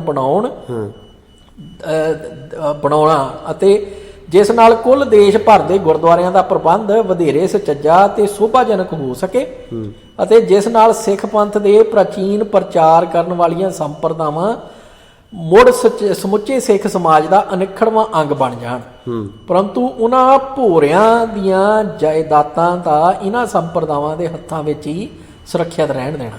ਚਲੋ, ਪਰ ਮਤਲਬ ਸੀ ਕਿ ਮੇਨ ਇਹਦੇ ਵਿੱਚ ਵੀ ਇੱਕ ਸਰਬ ਹਿੰਦ ਜਿਹੜਾ ਗੁਰਦੁਆਰਾ ਕਾਨੂੰਨ ਆ ਵੀ ਉਹ ਬਣਾਉਣਾ, ਆਲ ਇੰਡੀਆ ਐਕਟ ਜਿਹਨੂੰ ਕਹਿੰਦੇ ਆ, ਕਿਉਂਕਿ ਹੋਇਆ ਇਹ ਸੀਗਾ ਵੀ ਐਸਜੀਪੀਸੀ ਸੀਗੀ ਜਿਹੜੀ ਅੱਗੇ ਸਾਰੇ ਗੁਰਦੁਆਰੇ ਜਿਹੜੇ ਦਿੱਲੀ ਦੇ ਤੇ ਹਿਮਾਚਲ, ਹਰਿਆਣਾ ਤੇ ਪੰਜਾਬ ਵੀ ਇਹਦਾ ਕਰਦੀ ਸੀ ਇੰਤਜ਼ਾਮ। ਫਿਰ ਉਹਨਾਂ ਨੇ ਦਿੱਲੀ ਗੁਰਦੁਆਰਾ ਪ੍ਰਬੰਧਕ ਕਮੇਟੀ ਬਣਾ ਦਿੱਤੀ ਤੇ ਉਹ ਤੋਂ ਬਾਅਦ ਫਿਰ ਜਦੋਂ ਪੰਜਾਬ ਦੇ 3 ਹਿੱਸੇ ਵੀ ਕਰ ਦਿੱਤੇ, ਫਿਰ ਵੀ ਇਹ 3 ਹਿੱਸੇ ਜਿਹੜੇ ਸੀਗੇ ਵੀ ਉਹਦੇ ਗੁਰਦੁਆਰੇ ਜਿਹੜੇ ਐਸਜੀਪੀਸੀ ਕੋਲੇ ਸੀ, ਪਰ ਦਿੱਲੀ ਦੇ ਗੁਰਦੁਆਰੇ ਜਿਹੜੇ ਆ ਵੀ ਉਹ ਐਸਜੀਪੀਸੀ ਤੋਂ ਕੱਢ ਦਿੱਤੇ ਗਏ ਪਾਸੇ। ਉਹ ਤੋਂ ਬਾਅਦ ਹੋ ਗਿਆ ਵੀ ਇਹ ਤੇ ਪੰਗਾ ਜਿਹੜਾ ਆ ਵੀ ਇਹ ਵਧੀ ਜਾਣਾ, ਇਸ ਕਰਕੇ ਵੀ ਆਲ ਇੰਡੀਆ ਐਕਟ ਜਿਹੜਾ ਉਹ ਬਣਾ ਦਿਓ। ਇੱਕ ਤੇ ਇਹ ਵੀ ਸਾਰੇ ਜਿਹੜੇ ਇਤਿਹਾਸਕ ਗੁਰਦੁਆਰੇ ਆ ਉਹ ਇੱਕ ਛਤਰ ਛਾਇਆ ਥੱਲੇ ਆ ਜਾਣ, ਤੇ ਦੂਜਾ ਇਹ ਆ ਵੀ ਆਪਣੀ ਜਿਹੜੀ ਪਾਵਰ ਸੀਗੀ ਕੌਮ ਦੀ ਵੀ ਉਹ ਵੀ ਵੱਧਦੀ। ਹੁਣ ਹੋਇਆ ਕੀ ਆ ਦੇਖੋ ਵੀ ਉਸ ਵੇਲੇ ਸਿਰਫ ਦਿੱਲੀ ਗੁਰਦੁਆਰਾ ਪ੍ਰਬੰਧਕ ਕਮੇਟੀ ਤੇ ਐਸਜੀਪੀਸੀ ਸੀ, ਹੁਣ ਹਰਿਆਣਾ ਗੁਰਦੁਆਰਾ ਪ੍ਰਬੰਧਕ ਕਮੇਟੀ ਬਣ ਗਈ ਆ, ਰਾਜਸਥਾਨ ਵਾਲਿਆਂ ਨੇ ਰੌਲਾ ਪਾਇਆ ਤੇ ਉਧਰੋਂ ਹਿਮਾਚਲ ਵਾਲੇ ਜਿਹੜੇ ਆ ਉਹ ਆਪਣਾ ਰੌਲਾ ਪਾਉਂਦੇ ਪਏ, ਤੇ ਹੋਰ ਜਿਹੜੇ ਸਟੇਟ ਆ ਮਤਲਬ ਹਰੇਕ ਸਟੇਟ ਨੇ ਆਪਣਾ ਜਿਹੜਾ ਆ ਵੀ ਉਹ ਕਾਨੂੰਨ ਬਣਾਦਾ। ਹਾਂ, ਉਹਦੇ ਪਰ ਬਿਹਾਰ ਵਾਲੇ ਗੁਰਦੁਆਰੇ, ਉਹ ਬਿਹਾਰ ਜਿਹੜਾ ਬੋਰਡ ਬਣਾਇਆ ਹੋਇਆ ਉਹਦੇ ਤੇ ਹੁਣ ਇਹਦੇ ਨੁਕਸਾਨ ਦੇਖ ਲਓ ਵੀ ਉਹ ਬਣ ਕੇ ਹੁਣ ਆਪਾਂ ਨੂੰ ਪਤਾ ਵੀ ਬਾਹਰਲੇ ਜਿਹੜੇ ਸੂਬੇ ਆ ਉਹਨਾਂ ਦੇ ਵਿੱਚ ਸਿੱਖ ਘੱਟ ਗਿਣਤੀ 'ਚ ਹੈ, ਤੇ ਉੱਥੇ ਦੀ ਜਿਹੜੀ ਪੋਲੀਟੀਕਲ ਜਮਾਤ ਆਪਣਾ ਅਸਰ ਸ਼ੂਗਰ ਜ਼ਿਆਦਾ ਰੱਖਦੀ ਹੈ, ਉਹਦੇ ਨਾਲ ਐਸੋਸੀਏਟ ਹੋ ਕੇ, ਜਿਵੇਂ ਕਿ ਆਪਾਂ ਦੇਖਿਆ ਨਦੇੜ ਦਾ ਕਿ ਉਸ ਤਰੀਕੇ ਦੇ ਨਾਲ ਕਿਸ ਤਰੀਕੇ ਨਾਲ ਆਰਐਸਐਸ ਦੇ ਜਿਹੜੇ ਸਿੱਧੇ ਬੰਦੇ ਉਹਦੇ 'ਚ ਸਿੱਧੀ ਉਹਨਾਂ ਦੀ ਜਿਹੜੀ ਦਖਲਅੰਦਾਜ਼ੀ ਹੈ, ਤਾਂ ਉੱਥੋਂ ਸਾਡੀ ਮਰਿਆਦਾ ਤੇ ਉਹ ਸਾਰੇ ਨੂੰ ਕੰਟਰਾਡਿਕਟਰੀ ਬਣਾ ਕੇ ਕੌਮ ਦੇ ਵਿੱਚ ਇੱਕ ਨਹੀਂ ਉਹ ਤਾਂ ਕਈ ਧਾਰਨਾਵਾਂ ਉਹਨਾਂ ਨੇ ਇਸ ਦੇ ਨਾਲ ਜਿਹੜੀਆਂ ਉਹ ਦੁਸ਼ਮਣ ਨੇ ਸ਼ੁਰੂ ਕਰ ਦਿੱਤੀਆਂ, ਤੇ ਅਸੀਂ ਇਹਦੇ ਤੋਂ ਵੀ ਪਹਿਰਾ ਦੇ ਕੇ ਅੱਜ ਤੱਕ ਮੈਨੂੰ ਲੱਗਦੀ ਹੈ ਕਿਤੇ ਅੱਜ ਮੰਗ ਵੀ ਨਹੀਂ ਹੈਗੀ ਸਾਡੀ, ਤੇ ਨਾ ਕਿਤੇ ਇਹ ਕਰਵਾ ਸਕੇ ਆ। 1997 ਦੇ ਵਿੱਚ institute of Sikh studies Chandigarh ਜਿਹੜਾ ਹਾਂਜੀ ਉਹਨਾਂ ਨੇ ਸੈਮੀਨਾਰ ਕਰਵਾਇਆ ਸੀਗਾ ਆਲ ਇੰਡੀਆ ਗੁਰਦੁਆਰਾ ਐਕਟ ਦੇ ਉੱਤੇ, ਤੇ ਉਹਦਾ ਕਿਤਾਬ ਵੀ ਉਹਦੀ ਛਪੀ ਆ ਵੀ ਜਿਹਦੇ ਵਿੱਚ ਉਹ ਪੇਪਰ ਜਿਹੜੇ ਪ੍ਰੈਜ਼ੈਂਟ ਕੀਤੇ ਗਏ ਉਹ ਸਾਰੇ ਜਿਹੜੇ ਉਹ ਹੈਗੇ, ਤੇ ਨਾਲ ਹੀ ਜਿਹੜਾ ਦੂਜਾ ਟੌਪਿਕ ਸੀਗਾ ਉਹ ਸੀਗਾ ਵੀ ਸਿੱਖ ਪਰਸਨਲ ਲਾਅ ਜੀ, ਉਹਦੇ ਉੱਤੇ ਵੀ ਜਿਹੜੇ ਆ ਵੀ ਉਹ ਪੇਪਰ ਦਿੱਤੇ ਪ੍ਰੈਜ਼ੈਂਟ ਕੀਤੇ ਗਏ ਸੀ, ਤੇ ਉਹ ਕਿਤਾਬ ਉਹ ਵੀ ਛਪੀ ਹੋਈ ਹੈ।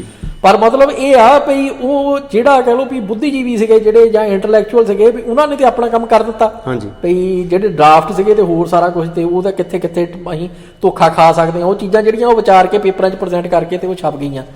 ਪਰ ਉਹ ਤੋਂ ਬਾਅਦ ਜਿਹੜਾ ਸਿਆਸਤਦਾਨਾਂ ਨੇ ਕਰਨਾ ਸੀ ਕੰਮ ਉਹ ਕਿਤੇ ਨਹੀਂ ਪਹੁੰਚਿਆ, ਉਹ ਸਾਰੇ ਦਾ ਸਾਰਾ ਜਿਹੜਾ ਆ ਵੀ ਉਹ ਸਮਾਂ ਕੇ ਭਈ ਅੱਗੇ ਜਿਹੜੀਆਂ ਆ ਵੀ ਹੁਣ ਦੂਸਰੀ ਹਰਿਆਣੇ ਵਾਲੀ ਜਿਹੜੀ ਉਹ ਵੀ ਬਾਦਲਾਂ ਦੇ ਅਧੀਨ ਆ ਕਮੇਟੀ ਜਿਹੜੀ ਆ। ਸੋ ਇਦਾਂ ਹੀ ਜਿਹੜੀ ਰਾਜਸਥਾਨੀ ਵਾਲੀ ਉਹ ਵੀ ਬਾਦਲਾਂ ਦੇ ਅਧੀਨ ਹੀ ਹੋਣੀ ਆ। ਪਰ ਮਤਲਬ ਵੀ ਬਾਦਲ ਕਬਜ਼ੇ ਕਰਦੇ ਪਏ ਆ, ਉਹ ਉਸ ਹਿਸਾਬ ਨਾਲ ਕਰਦੇ ਪਏ ਆ ਵੀ ਜੇ ਮੰਨ ਲਓ ਵੀ ਇੱਕ ਸਟੇਟ ਦੀ ਜਾਂਦੀ ਆ ਤੇ ਸਾਡੇ ਕੋਲੇ ਕੋਈ ਹੋਰ ਸਟੇਟ ਹੋਣੀ ਆ ਵੀ ਆਪਣਾ ਜਿਹੜਾ ਆ ਵੀ ਮਾਵਾ ਖਾਣੇ ਲਈ। ਹਾਂਜੀ, ਦੂਜਾ ਇਹ ਵੀ ਹੈ ਵੀ ਹੁਣ ਜਿਸ ਤਰੀਕੇ ਨਾਲ ਬਾਦਲ ਦਲ ਕੰਮ ਕਰ ਰਿਹਾ ਉਹ ਤਾਂ ਇੱਕ ਕਿਸਮ ਦਾ ਵੀ ਭਾਜਪਾ ਦੇ ਇਹਨਾਂ ਦੇ ਇੱਕ ਏਜੰਟ ਵਜੋਂ ਹੀ ਕੰਮ ਕਰ ਰਿਹਾ। ਤੇ ਜੇ ਹਾਲੇ ਵੀ ਸਾਡੀ ਕੌਮ ਸੁਚੇਤ ਨਾ ਹੋਈ ਤਾਂ ਪਤਾ ਨਹੀਂ ਹੋਰ ਸਾਨੂੰ ਹਾਲੇ ਇਹ ਤੋਂ ਵੀ ਕਿੰਨੇ ਕੁ ਮਾੜੇ ਜਿਹੜੇ ਦਿਨ ਆ ਉਹ ਦੇਖਣੇ ਪੈਣੇ ਆ। ਤੇ ਇਹਦੇ ਚੱਲਦੇ ਆਪਾਂ ਥੋੜੇ ਜਿਹੇ ਮੇਰੇ ਖਿਆਲ ਚ ਆਪਾਂ ਜਿਹੜੀ ਲੜੀ ਉਹਨੂੰ ਜਾਰੀ ਰੱਖਾਂਗੇ।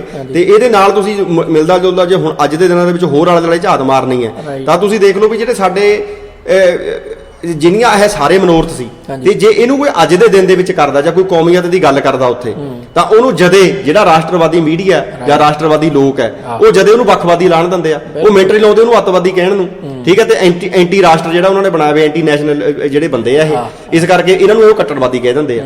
ਤੇ ਉਹਦੇ ਵਿੱਚ ਜਿਹੜੇ ਸਾਡੇ ਪੱਗਾਂ ਦਾੜੀਆਂ ਦੇ ਵਿੱਚ ਵੀ ਬੰਦੇ ਆ, ਹੁਣ ਪਿਛਲੇ ਦਿਨ ਜਿਹੜਾ ਘਟਨਾਕ੍ਰਮ ਹੋਇਆ ਤਾਂ ਉਹਦੇ ਵਿੱਚ ਹੁਣ 84 ਤੋਂ ਬਾਅਦ ਜਦੋਂ ਹਾਲਾਂਕਿ ਇੱਕ ਦੋ ਗਾਣੇ ਵੀ ਆਏ ਉਹ ਬਿੱਟੂ ਨੇ ਜਿਹੜਾ ਬੇਅੰਤ ਸਿੰਘ ਦਾ ਪੋਤਾ ਰਮਨੀਤ ਸਿੰਘ ਬਿੱਟੂ MP ਹੈ, ਠੀਕ ਹੈ ਜੀ, ਉਹਨੇ ਬੜੀ ਬਕਵਾਸ ਜਿਹੜੀ ਉਹ ਕੀਤੀ ਆ, ਜਥੇਦਾਰ ਦੇ ਖਿਲਾਫ ਵੀ ਕੀਤੀ ਆ ਤੇ ਉਹ ਜਿਹੜੇ ਸਿੰਗਰ ਆ ਉਹਨਾਂ ਨੇ ਵੀ ਉਹਨਾਂ ਦੇ ਖਿਲਾਫ ਵੀ ਕੀਤੀ ਆ।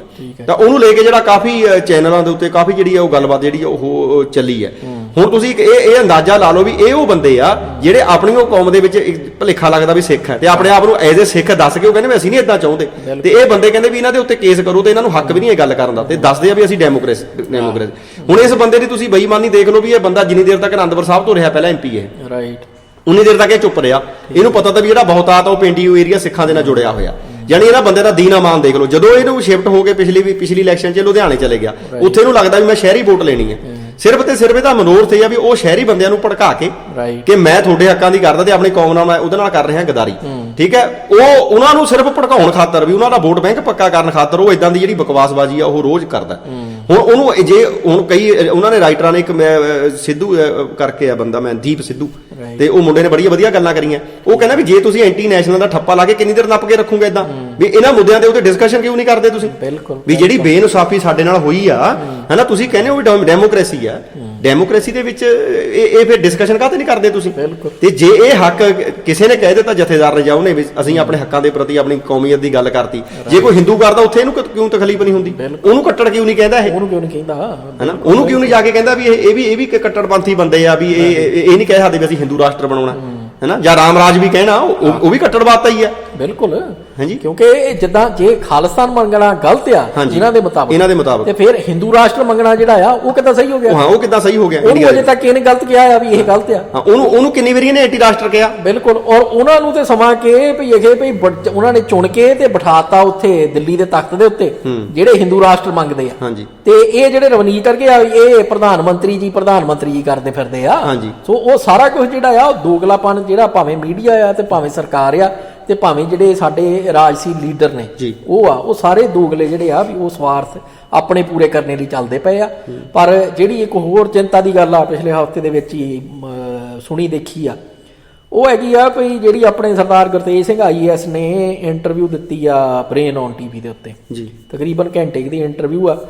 ਉਹਦੇ ਵਿੱਚ ਉਹਨਾਂ ਦੀ ਜਿਹੜੀ ਇੱਕ ਸਟੇਟਮੈਂਟ ਆ ਉਹਨੇ ਬਹੁਤ ਹੈਰਾਨ ਕੀਤਾ ਮੈਨੂੰ ਵੀ ਉਹ ਕਹਿੰਦੇ ਭਈ ਬਾਬਾ ਜਰਨੈਲ ਸਿੰਘ ਭਿੰਡਰਾਂ ਵਾਲਿਆਂ ਨੇ ਸਿਰਫ ਕੁਛ ਮਹੀਨੇ ਜਿਹੜੇ ਆ 36 ਮਹੀਨੇ ਕਿ ਕਿੰਨੇ ਉਹ ਕਹਿੰਦੇ ਭਈ ਉਹਨੇ ਮਹੀਨੇ ਦੇ ਪ੍ਰਚਾਰ ਦੇ ਵਿੱਚ ਭਈ ਉਹ ਯੋਧੇ ਤਿਆਰ ਕਰ ਦਿੱਤੇ ਜਿਨ੍ਹਾਂ ਨੇ ਜਿਹੜੀ ਇੰਡੀਆ ਦੀ ਆਰਮੀ ਸੀਗੀ ਉਹਨਾਂ ਨੂੰ 72 ਘੰਟੇ ਕਿ ਕਿੰਨੇ ਘੰਟੇ ਭਈ ਜਿਹੜਾ ਆ ਵੀ ਉਹ ਉਹਨਾਂ ਦੀਆਂ ਕਹਿ ਲਓ ਵੀ ਡੱਕੀ ਰੱਖਿਆ। ਕਹਿੰਦੇ ਅਗਲੀ ਜਿਹੜੀ ਭਾਗ ਸੀਗਾ ਉਹ 'ਚ ਕਹਿੰਦੇ ਭਈ ਇਹ ਸੋਚ ਕੇ ਦੇਖੋ ਭਈ ਜੇ ਬਾਬਾ ਜਰਨੈਲ ਸਿੰਘ ਜੀਂਦੇ ਹੁੰਦੇ ਤੇ ਅਜੇ ਤੱਕ ਵੀ ਉਹਨਾਂ ਦਾ ਪ੍ਰਚਾਰ ਜਿਹੜਾ ਆ ਉਹਨੇ ਕਿੱਦਾਂ ਦੇ ਯੋਧੇ ਤਿਆਰ ਕਰ ਦੇਣੇ ਸੀਗੇ ਵੀ ਜਿਨ੍ਹਾਂ ਨੇ ਚੀਨ ਦੇ ਬਾਰਡਰ ਦੇ ਉੱਤੇ ਭਈ ਚੀਨ ਦੀ ਆਰਮੀ ਦੀਆਂ ਨਾਸਾਂ ਭੰਨ ਦੇਣੀਆਂ ਸੀ। ਹੁਣ ਉਹ ਹੈਰਾਨੀ ਇੰਨੀ ਹੋਈ ਵੀ ਮਤਲਬ ਵੀ ਸਿਆਣੇ ਬਿਆਣੇ ਸਾਡੇ ਵੀ ਵਿਦਵਾਨ ਸੱਜਣ ਨੇ ਜਿਨ੍ਹਾਂ ਨੂੰ ਇਤਿਹਾਸ ਦਾ ਵੀ ਪਤਾ ਆ, ਸਭ ਕੁਝ ਪਤਾ ਹੈ। ਹੁਣ ਉਹ ਇਹ ਕਹਿਣ ਭਈ 10 ਪਾਤਸ਼ਾਹੀਆਂ ਨੇ ਜਿਹੜੇ ਯੋਧੇ ਤਿਆਰ ਕੀਤੇ ਆ, 10 ਪਾਤਸ਼ਾਹੀਆਂ ਨੇ ਜਿਹੜਾ ਸਿੱਖ ਕਿਰਦਾਰ ਤਿਆਰ ਕੀਤਾ ਆ, ਭਈ ਕਿਸੇ ਹਿਸਾਬ ਦੇ ਨਾਲ ਭਈ ਉਹ ਜਿਹੜਾ ਕਿਰਦਾਰ ਆ ਵੀ ਉਹ ਕਿਤੇ ਘੱਟ ਆ ਉਹਦੇ ਵਿੱਚ ਕੋਈ, ਤੇ ਜੋ ਇਹ ਕਹਿ ਰਹੇ ਆ ਉਹਦੇ ਨਾਲ ਇੱਕ ਵੱਖਰੀ ਕਿਸਮ ਦਾ ਕੋਈ ਯੋਧਾ ਜਿਹੜਾ ਆ ਵੀ ਉਹ ਤਿਆਰ ਹੋ ਜਾਣਾ ਹੈ। ਔਰ ਉਹ ਮਤਲਬ ਵੀ ਮੈਨੂੰ ਇੰਨਾ ਕਿ ਕਹ ਲਓ ਵੀ ਝਟਕਾ ਜਿਹਾ ਲੱਗਿਆ ਨਾਲੇ ਉਹ ਸੁਣ ਕੇ ਚੀਨ ਤੇ ਉਹਦੇ ਨਾਲ ਕਿਆ ਸੰਬੰਧ ਆ ਕੀ ਸੰਬੰਧ ਹੋ ਗਿਆ? ਤੇ ਗੁਰੂ ਸਾਹਿਬ ਨੇ ਇਹ ਹਿੰਦੁਸਤਾਨ ਦੀਆਂ ਸਰਹੱਦਾਂ ਦੀ ਰਾਖੀ ਕਰਨ ਖਾਤਰ ਬਿਲਕੁਲ। ਜਿਹੜੀ ਕੌਮ ਸਾਜੀ ਸੀ। ਦੋ ਪੱਖ ਜਿਹੜੇ ਆ ਦੋਵੇਂ ਹੀ ਉਹ ਮਤਲਬ ਬਹੁਤ ਹੈਰਾਨ ਕਰਨੇ ਵਾਲੇ ਆ ਜੀ। ਭਈ ਇੱਕ ਝਟਕਾ ਜਿਹਾ ਲੱਗਦਾ ਵੀ ਇਹ ਕਿਸ ਹਿਸਾਬ ਦੇ ਨਾਲ ਸਿੱਖ ਕੌਮ ਦੇ ਜਿਹੜੀ ਕਹਿ ਲਓ ਨੌਜਵਾਨ ਪੀੜ੍ਹੀ ਆ ਵੀ ਉਹਨੂੰ ਕੀ ਦਿਮਾਗ ਦੇ ਵਿੱਚ ਪਾਇਆ ਜਾ ਰਿਹਾ ਹੈ। ਸੋ ਬਹੁਤ ਮਤਲਬ ਵੀ ਚਿੰਤਾ ਦੀ ਗੱਲ ਆ ਇਹ ਵੀ ਜਿਹੜੇ ਸਿਆਣੇ ਬਿਆਣੇ ਸੱਜਣ ਜਿਨ੍ਹਾਂ ਨੂੰ ਅਸੀਂ ਕਹਿੰਦੇ ਆ ਭਈ ਉਹ ਜਦੋਂ ਇਦਾਂ ਦੀਆਂ ਸਟੇਟਮੈਂਟਾਂ ਜਿਹੜੀਆਂ ਆ ਵੀ ਉਹ ਦੇ ਦਿੰਦੇ ਨੇ ਜੀ। ਸੋ ਮੇਰਾ ਖਿਆਲ ਹੈ ਵੀ ਅੱਜ ਦਾ ਜਿਹੜਾ ਵਿਸ਼ਾ ਆ ਹਾਂਜੀ ਆਪਾਂ ਇਹਨੂੰ ਇੱਥੇ ਅੱਜ ਸੰਕੋਚਦੇ ਹਾਂ ਤੇ ਅਗਲੇ ਹਫਤੇ ਤੋਂ ਆਪਾਂ ਇਸ ਤਰੀਕੇ ਦੇ ਨਾਲ ਲੜੀਵਾਰ ਜਿਹੜਾ ਉਹ ਇਹਨੂੰ ਆਪਾਂ ਜਾਰੀ ਰੱਖਾਂਗੇ। ਸੋ ਉਮੀਦ ਹੈ ਕਿ ਜ਼ਰੂਰ ਜਿਹੜੇ ਸਾਡੇ ਉਹ ਇਹਨੂੰ ਸੁਣ ਕੇ ਤੇ ਇਹਦੇ ਵਿੱਚ ਜਿਹੜੀ ਸਾਡੀ ਨਵੀਂ ਜਿਹੜੀ ਸਾਡੀ ਜਨਰੇਸ਼ਨ ਆ ਉਹ ਵਿਚਾਰ ਕਰੇਗੀ ਤੇ ਆਪਣੇ ਆਪ ਨੂੰ ਉਹ ਜਿਹੜਾ ਆਪਣਾ ਸਵੈ ਜਿਹਨੂੰ ਆਪਾਂ ਕਹਿੰਦੇ ਆ ਪੜਚੋਲ ਇਸ ਗੱਲ ਦੀ ਤੁਸੀਂ ਕਰਕੇ ਦੇਖੋ ਕਿ ਅਸੀਂ ਕੀ ਖੱਟਿਆ ਤੇ ਕੀ ਗਵਾਇਆ ਤੇ ਆਏ ਦਿਨ ਸਾਡੀ ਲੀਡਰਸ਼ਿਪ ਦਾ ਕਿੱਥੋਂ ਕਿੱਥੇ ਤੱਕ ਨਿਘਾਰ ਆ ਰਹੇ ਨੇ ਤੇ ਸਭ ਤੋਂ ਵੱਡੀ ਜਿਹੜੀ ਇੰਪੋਰਟੈਂਟ ਗੱਲ ਹੈ ਕਿ ਉਸ ਸਮੇਂ ਸਾਡੀਆਂ ਮੰਗਾਂ ਕੀ ਸਨ ਤੇ ਅੱਜ ਕੀ ਨੇ ਤੇ ਅਸੀਂ ਕੀ ਪ੍ਰਾਪਤ ਕੀਤਾ ਹੈ। ਸਾਰੇ ਕਾਸੇ ਦੇ ਖਾਤਰ ਇਹ ਜਿਹੜਾ ਇਹ ਡਾਕੂਮੈਂਟ ਹੈ ਜਦੋਂ ਅਸੀਂ ਇਹਦੀ ਵਿਚਾਰ ਕਰਦੇ ਹਾਂ ਇਹ ਸਾਡੇ ਲਈ ਸਹਾਈ ਹੋਏਗਾ। ਸੋ ਇੱਥੇ ਹੀ ਅਸੀਂ ਅੱਜ ਦੇ ਜਿਹੜੇ ਇਸ ਪ੍ਰੋਗਰਾਮ ਦੀ ਜਿਹੜੀ ਆ ਸਮਾਪਤੀ ਕਰਦੇ ਹਾਂ। ਹੋਈਆਂ ਭੁੱਲਾਂ ਚੁੱਕਾਂ ਦੀ ਖਿਮਾ ਜੀ। ਵਾਹਿਗੁਰੂ ਜੀ ਕਾ ਖਾਲਸਾ, ਵਾਹਿਗੁਰੂ ਜੀ ਕੀ ਫਤਿਹ।